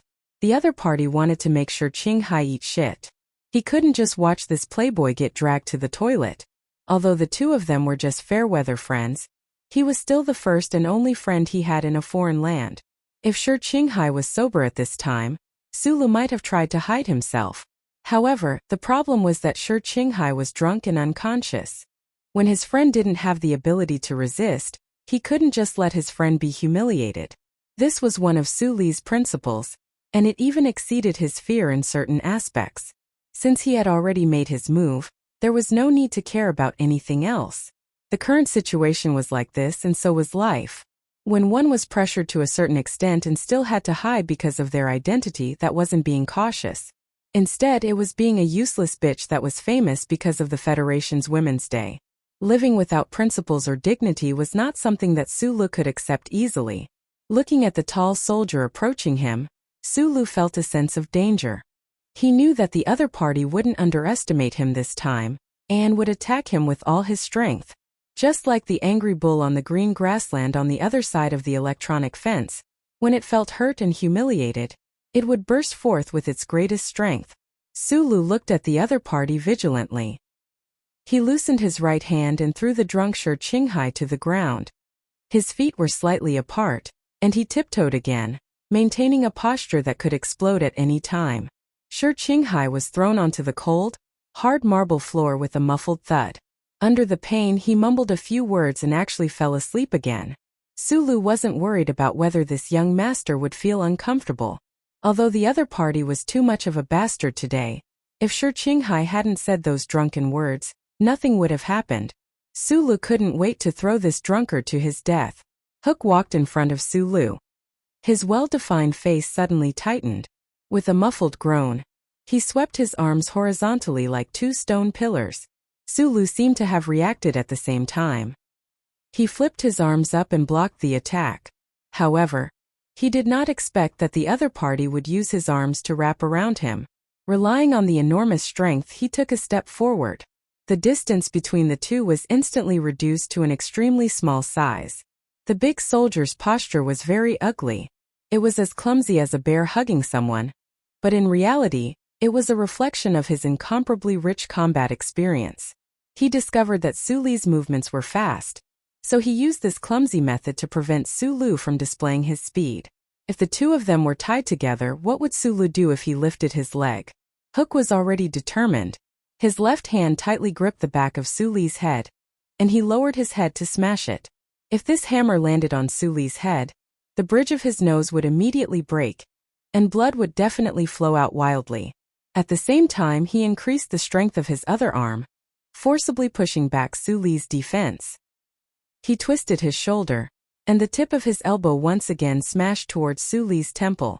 With these two moves, if Sulu didn't react properly, his head would bleed and he would faint on the spot. However, the hammer didn't land. Suli's palm had unknowingly blocked the space between his eyebrows. His 5 fingers spread out like a cotton flower, blocking the other party's face. Although this hastily extended palm couldn't completely block the other party's heavy hammer, Sulu only felt a slight pain in his palm with his palm as a buffer. His head was a little dizzy, but he wasn't really injured. Suli's other arm didn't forcefully block the other party's elbow. Instead, it viciously smashed towards the exposed armpit behind the other party's twisted shoulder. The middle finger of his fist protruded slightly, and he viciously smashed that spot. His left leg went in again. The distance between the two was too close. Sulu couldn't raise his leg. But his body suddenly shrunk, and his knee was raised, landing squarely on the other party's thigh. If not for the other party's quick reflexes, this knee would have hit the man's vital point. The two separated again. The back of Su Li's neck was smashed by the elbow. Blood flowed out from his nostrils, and his forehead was slightly red and swollen. Other than that, he wasn't injured. On the other hand, Hook's armpit was hit by a jab, and his thigh was hit by a treacherous jab. An unbearable numbing pain spread through his taut muscles, and he couldn't stand properly. Hook's gaze was like a hook, as if he wanted to hook out all of Su Li's internal organs. Ever since he graduated from the first academy, how long had it been since he was injured? This brat in front of him didn't have any tricks up his sleeve, so how could he possibly defeat him? Su Lu used his sleeve to wipe the blood from his nose. He stared vigilantly at the tall soldier with astonishing strength. There was actually a pattern to his attacks, and they were all variations of the 10 postures that Uncle Boss had taught him. Perhaps it was because he had practiced for too long that it had become instinct, or perhaps it was because he had mastered the postures over the past few months at Yue University where he had practiced very little. Now, he seemed to be able to perform the 10 postures as he pleased. After defeating a strong enemy who was probably a soldier, Su Lu wasn't excited at all. Instead, he vigilantly observed the movements around him. He didn't manage to knock Hook down because his strength was far inferior to his opponent's. Of course, if he dared to release the fiery and trembling power in his body, perhaps he would only need one round to knock Hook down. The problem was, no matter how hard he tried, he had to protect Mr. Sure from eating shit. Unless he was in a desperate situation, Su Lu would definitely not release the magical power in his body. You're pretty good to be able to fight Hook to a draw. The crowd that had been attracted by the fight surrounded Su Lu. The man in the green suit looked at Su Lu playfully. A strange look flashed across his eyes, but it soon turned into calm disdain. He said, "I won't kill you."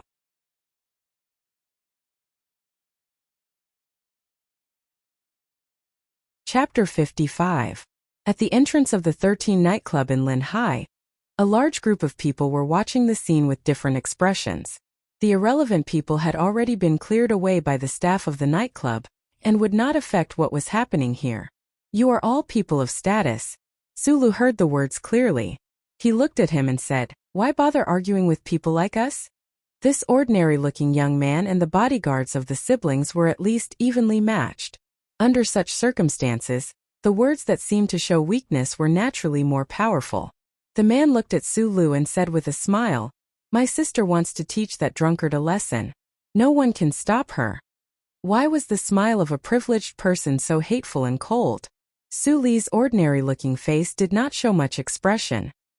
He said, "He is my friend and this is your fault. If you did something wrong, you should not continue to do it." Donglin people. The man recognized Su Li's accent and said, "They say that Donglin people are like rocks in the toilet, smelly and hard. It is true. But even if you are a rock, I will crush you today." The nightclub owner had been quietly accompanying the man. He said softly, "Major Zhou, these two people ruined your mood. Why do you have to do it yourself? Let us deal with them." Zhou Yu, the current major of the operations department of the 3rd Military Region, was able to get such a rank at his age and sit in such a position. His family was naturally very powerful. According to reliable sources, the father of this pair of siblings should be the deputy director of the logistics department of the National Defense Department. The nightclub owner had received a hint from some people in Linhai, and deliberately made friends with this young major. At this time he carefully asked for help. He was worried that the young major would think that he was a busybody because after all, he rarely interacted with people in that circle.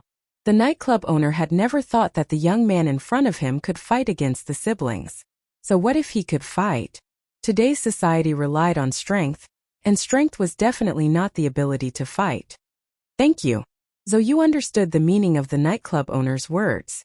He gently smiled and pointed at Su Li's nose and said, "I don't want to waste too much time. Why don't you step aside? I'll treat this drunkard to shit, or you can eat it for him." "I don't have the habit of eating shit." Su Lu wiped the blood from his nose. Looking at the people surrounding him, he finally couldn't control the anger in his heart. No matter how weak they were, they couldn't let others bully them all the time. He stared at the siblings and said in a deep voice, "If you have a habit of eating shit, you can show it to me." Hearing this, Major Zhou face darkened. This time, the brother and sister came to Lin Hai mainly to see if there was an opportunity to arrange a chance encounter with that important person and re-establish the friendly relationship they had in the past. Originally, they wanted to keep a low profile, but they didn't expect that they would meet a tough opponent today. It was just that these people had always looked down on ordinary people, not to mention that he had always doted on this proud and arrogant sister of his. Zhou face instantly darkened. The bodyguard-like people around him became even more gloomy, like dark clouds that were full of rain on a cloudy day. They took out pistols from their arms and pointed them at Su Li's head. For pistols were pointed at Su Li's head, and the triggers could be pulled at any time. This scene shocked everyone present, especially the escorts from the nightclub. After all, this was the capital ring's S1 Lin Hai state. The scene of guns being drawn in public was extremely shocking. Sulu looked at the 4 black barrels pointed at his head. Of course, he was scared because he realized that these powerful people on the capital planet didn't seem to take human life seriously. They might actually dare to shoot. His face was slightly pale, but a bitter smile appeared on his lips. In the past 6 months, this was the 3rd time someone had pointed a gun at his head. Could it be that his fate was destined to not be able to escape from these tragic things? I don't know who you are, but as I said before, you must be people of status. The Federation is a society ruled by law. How bad is the impact of pulling out a gun in public? Will the elders in your family allow you to do this? Sulu clenched his fists tightly and didn't dare to move as he spoke to the man in the green suit. This sentence was exactly what Zhou was thinking, but this major wasn't prepared to change his way of doing things. This was because at certain times, especially in front of unfamiliar people, their reputation was the most important. Reputation often represented power or influence. Hook retreated to the Zhou sibling's side and frowned at the scene before him while rubbing his aching armpit. On the other side, the student from Yue University, the son of a Lin Hai state senator, seemed to want to say something, but he was scared by the guns and kept quiet. At this moment, it seemed that no one could save Su Lu, or rather no one could change Shi Qinghai's fate of eating shit. Zhou was the woman in the red trench coat. Her hair was soft and wavy as it draped over her shoulders, but her personality wasn't soft at all. Looking at the pale-faced Su Lu, her heart flashed with a trace of perverted pleasure. She admired this young man's stubbornness to not admit defeat, so she liked this kind of Donglin stone to show a frightened expression under the muzzle of a gun. She looked at Su Lu with disdain, tightened her trench coat, and said mockingly, "What era is it now? You still want to live by relying on your fists? I like you. Kneel down and kowtow and I'll let it go. But that drunkard won't be let off so easily." When she said this, Hook's expression changed, but he didn't say anything. Sulu pursed his lips tightly and squinted his eyes at the siblings outside of the gun's line of sight, as if he wanted to remember their faces clearly. Under such circumstances, an ordinary person like him had no other choice. Even if he released the tremors in his body, how could he dodge a bullet? The Federation strictly controlled firearms. Who would have thought that the people around the siblings would carry guns, and even dare to take them out in public like this? "I won't kneel because I didn't do anything wrong, and you aren't my parents." Sulu narrowed his eyes and stared at the man in the green suit who was in control of everything. He said, "Unless you beat me to the ground, or you can try to kill me with a single shot." This was a gamble. He was betting that these people with status wouldn't be willing to get into trouble because of a nobody like him. Zhou looked coldly at the stubborn Su Lu. He didn't know why this person was so scared, but he still insisted on stubbornly holding on. Donglin's rock, he really lived up to his name. A fist landed heavily on Su Li's abdomen, and the pain almost made him vomit out the food in his stomach. Since he would only kneel after being beaten to the ground, the people around the Zhou siblings naturally wouldn't be polite. They threw punches and kicks at Su Li's body. Anyway, under the threat of the gun, this guy with the Donglin accent didn't dare to resist.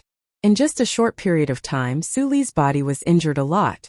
No matter how strong his resistance was, it wasn't easy to stand still and be beaten. There was a dull pain in the right side of his chest. He didn't know if it was because his ribs were broken or because there was a small crack on the surface. Zhou, wearing a red windbreaker, looked at the scene with appreciation. The harder the beating, the more the resentment in her heart would be vented. Her charming and cold face gradually emitted a happy glow. I only said that you put on too much perfume. Do you have to be so cruel? An uninvited hand rested on Miss Zhou family's shoulder and patted her face very intimately. However, it seemed to be a little too hard, leaving a red mark on her cheek. Zhou screamed in shock, but didn't realize what had happened. On the other hand, the people around them, especially the soldiers she and her brother brought, reacted quickly. In the first moment, the 4 barrels that were originally pointed at Sulu changed direction and aimed at her. After Zhou screamed, she immediately stopped talking and turned around. Then she saw a face that was so beautiful that it didn't look like a man. When these privileged people in the Federation were beating Sulu, no one noticed the mud on the ground, because the focus of the matter had already shifted. Shi Qinghai, who had drunk too much, was awakened by the cold ground, or by the pain of Su Li's fall. He staggered behind the woman in red and put his hand on her shoulder like a hooligan. There were many people watching the scene, and Zhou happened to be at the edge of the crowd. No one would have thought that the drunkard on the ground would silently sneak behind her and hold her shoulder. Shi Qinghai was hugging Zhou like a lover at this time, intimately and lightly patting her face. Perhaps he was still drunk, so his words were a little unclear. Damn, this little girl has a bad temper. How dare you touch my friend? One slap after another fell on Zhou's face, but it fell on everyone's heart. Everyone looked at this scene dumbfoundedly, wondering how regretful this beautiful young man would be when he woke up. Zhou had never felt so humiliated in her life. The increasingly heavy pats gradually developed into slaps, and the words of the man holding her, mixed with the stench of alcohol, entered her ears. Her face instantly turned red. Not knowing whether it was because of Shi Qinghai's slaps or because she was angry, she looked at the bodyguards in front of her, who were pointing guns at her, and screamed, "Kill him! Kill him!" No one dared to do anything, even her own brother, who just looked in this direction indifferently, watching the increasingly heavy palms falling on his sister's face. This was because they realized that the drunkard holding the little girl of the Zhou family seemed to have lost his mind. His entire weight was placed on Zhou's delicate body. The worst thing was that the drunkard's half-unbuttoned suit revealed a small leather accessory, which everyone was very familiar with. It was a holster. Major Zhou's eyes were extremely cold.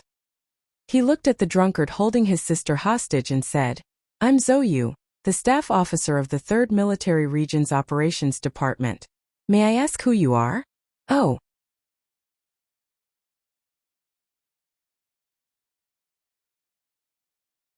Chapter 56. Shi Qinghai ignored the guy with the onion in his nose. He looked at Sulu drunkenly and asked, "Are you okay?" Sulu shook his head and looked at the familiar yet strange face. He suddenly shouted, "Are you fucking drunk or sober?" Shi Qinghai was really drunk, at least in the beginning. As for how much he had sobered up, no one knew. However, everyone knew that a drunk man with a gun did not have much rationality. None of the people surrounding the two of them dared to take the risk. Zhou opened his mouth to ask, but Shi Qinghai ignored him. This humiliation, combined with the palm that landed on Zhou's face, made everyone's expression turn extremely ugly. "Let her go, or you'll regret it when you wake up." Zhou controlled his emotions and said calmly. This kind of threat was actually not a good one, but facing a drunk man with a gun, he didn't have any good ideas. First, he had to solve the current situation and ensure his sister's safety. "You want me to eat shit? You want my brother to kneel?" Shi Qinghai still didn't pay attention to him. His body reeked of alcohol as he hugged the trembling red-clothed woman. He stopped slapping her cheeks and said, "You foreigners are really used to running amok. You actually came to Linhai to put on airs. I told you that you didn't want to admit defeat after using too much perfume. Except for the women in the 13 Avenues who use DVC like you do. Who else would use it like you do?" The 13 Avenues was a famous street for high-class prostitutes in the special administrative region of the capital. It was said that the president's aides and officials of various ministries and commissions liked to hang out there. Shi Qinghai's words were extremely vicious, comparing the Zhou family's miss to a high-class prostitute. Sulu, who was wiping the blood, only noticed that Shi Qinghai had changed from calling him a friend to a brother. His arms slightly stiffened. "Tell me your name." It's not good to bully a woman. Zhou Yu's eyes twitched, but he still said calmly, you have to solve this problem. If you let the government handle it, I believe you'll suffer more. All my life I only know how to bully women. After drinking, Shi Qinghai was even more like a hooligan than usual. He stretched his neck and rolled his eyes, as if it was the first time he heard that person speak. He immediately spat, What? Are you going to bite me? Zhou Yu was so angry that he laughed and praised, Very good, very good. At this moment Hook, who had been silent all this while, suddenly spoke, You're Shi Qinghai? He's one rank lower than me, but he was a famous figure in the academy back then. Everyone, from the principal to the teachers, liked him very much. Now that he had graduated so many years ago, he should be doing well in Lin Hai. As for which bureau, I'm not too sure. Hook recognized Shi Qinghai, who had graduated from the same school as Zhou Yu. He whispered in Zhou Yu's ear, When we were in school, no one was willing to provoke him. No matter if it was in terms of fighting, marksmanship, or mental strength, not many people were his match. Fortunately, this person doesn't have any background, so he won't cause too much trouble. Hearing this, Zhou Yu calmed down. He looked coldly at Shi Qinghai, who was behind his sister, and had a score in his heart. A top student from the academy, no matter how drunk he was still rational. This made his biggest worry disappear. He looked at Shi Qinghai and smiled. Let go. I'll count to 3. If you don't, my people will shoot. Maybe they won't shoot you, but maybe they'll shoot your stone-like friend, brother?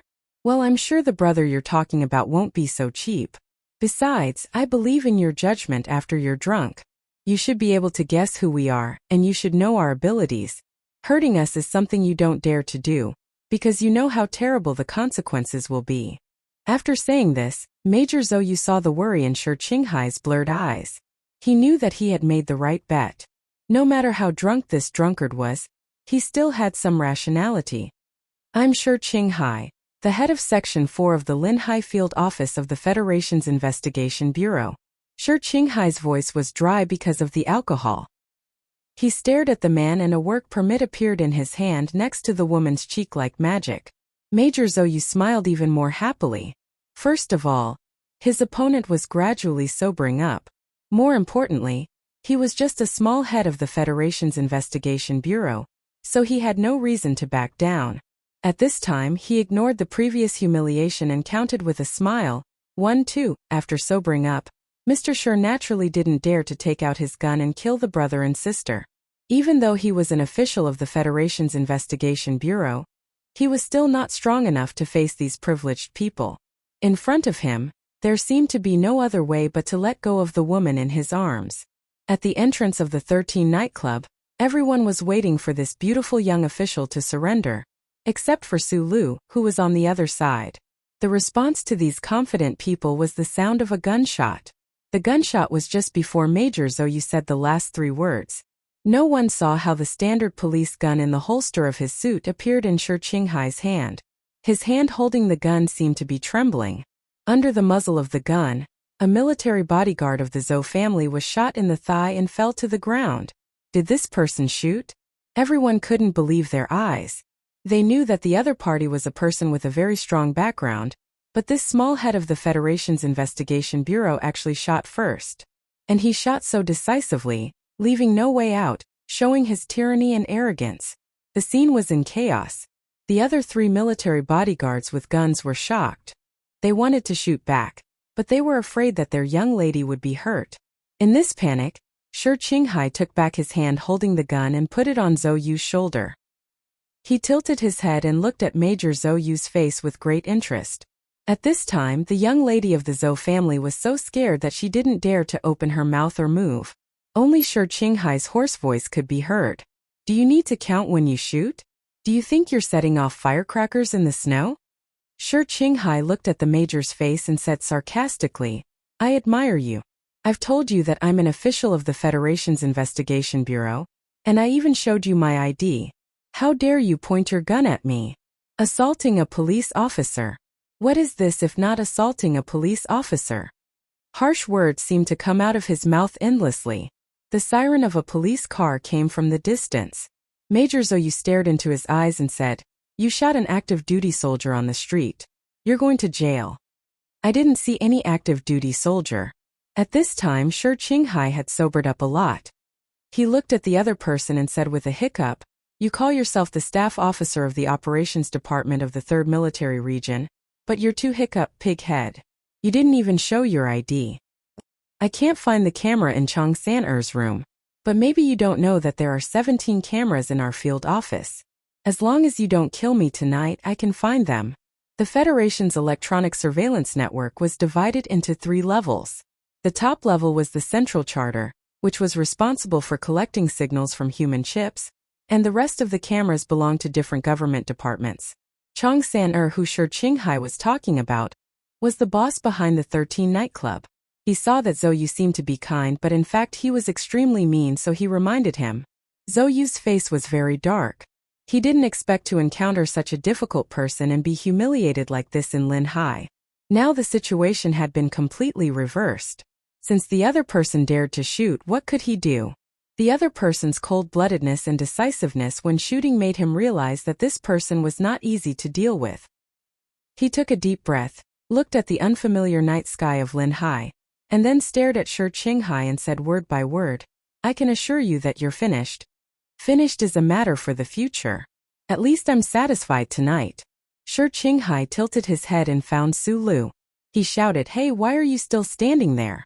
Hurry up and come here. We have to go to the police station to record a statement." Su Lu looked much worse than Mr. Shi. His short-sleeved shirt had been torn into pieces, and his face was covered with bruises and dust. He looked like a refugee. He moved closer to Shi Qinghai.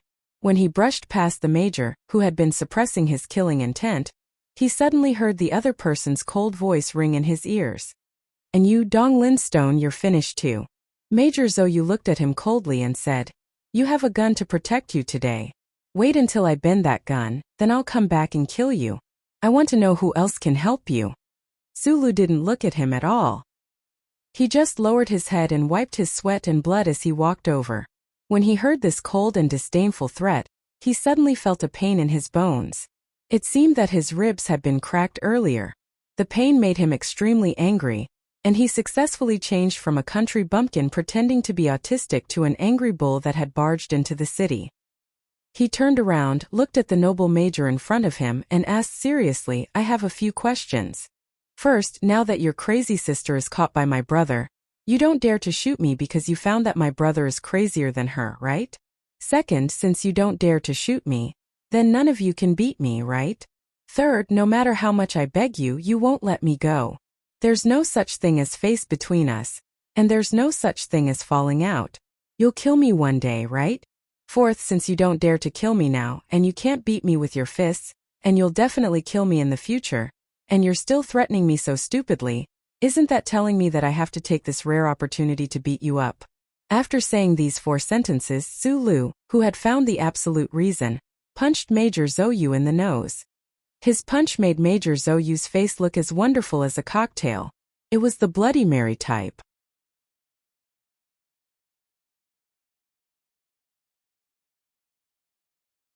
Chapter 57. The Linhai Police Headquarters Temporary Detention Center was set up in the police headquarters building. Chip scans, electronic keys, internal fingerprint verification, and layers upon layers of protective measures made the building seem particularly secure. Anyone who had any ideas about the building would lose their ideas as soon as they entered the building. The people locked in the temporary detention center would never be able to escape. Of course, the 2 young men who were caught here tonight definitely had no intention of escaping. How did Mr. Shi get caught? A policeman who had finished patrolling threw his key card on the table and made himself a cup of tea. He looked at his colleague and asked with a gloating smile on his face. Although the police headquarters and the Federation Bureau of Investigation field office were not in the same system, they were both under the government structure. In order to solve cases, the 2 sides often had to cooperate. Shi Qinghai, the infamous rogue officer of the Federation Bureau of Investigation, was also quite famous in the police headquarters. However, there were elements of competition and rivalry between the 2 departments, so when the police put Shi Qinghai in the detention center today, these policemen were very happy. Shooting in the middle of the street, I heard that the other party is a big shot with a strong background, The policeman sighed and said, "If you offend this kind of person, you'll be in trouble no matter how good the reason is. Even if the field office intervenes and doesn't let him go to court, at least he'll have to hand in his gun and resign." "Is it the wounded person that the director respectfully sent out just now? What's his background?" "I'm not sure, but I think he's from the 3 military regions." The policeman shrugged. He didn't like the people from the Federation Bureau of Investigation, but after all, they were a powerful organization that belonged to the Federation. Seeing Shi Qinghai locked in prison, he couldn't help but feel a little sad and angry. Who dares to offend these people? But it's strange, although Mr. Shi is always a rogue and can cause trouble when he's drunk, he doesn't seem to have a bad temper. Why did he dare to shoot in front of so many people? I heard this from Helens. He was probably influenced by his partner's bad temper, and couldn't control himself after drinking. Another person came up to him and exclaimed, "It's the one who was locked up with Mr. Shi. He looks like an honest young man, but no one expected him to be so ruthless. Do you know? The 3rd Precinct's rapid response vehicle has already arrived at the scene. Mr. Shi is pointing his gun at the young lady. That seemingly honest young man actually beat up the people over there one by one. He's so ruthless. Beat him up in front of the police? How violent." The policeman shook his head. "After drinking 24 times, I realize that I've been influenced by you too much. I've talked too much, and my temper has become irritable." Inside the cold iron fence, Sulu leaned against the fully sculpted wall and stared blankly at the ceiling. He sighed. It had been 4 hours since he and Shi Qinghai had been arrested by the police. Outside the window, he could vaguely see the light of dawn. However, no one had come to ask for any evidence. All these signs made him a little worried, and his eyes were a little blurred. He didn't know if it was because of Shi Qinghai's status as an official of the Federation's Investigation Bureau, but only the 2 of them were locked up in this temporary detention room. Shi Qinghai, who reeked of alcohol, leaned against the narrow single bed. Looking at Su Li's worried face, he couldn't help but laugh. "Looks like you're quite ruthless. You don't look like the honest doorman at all.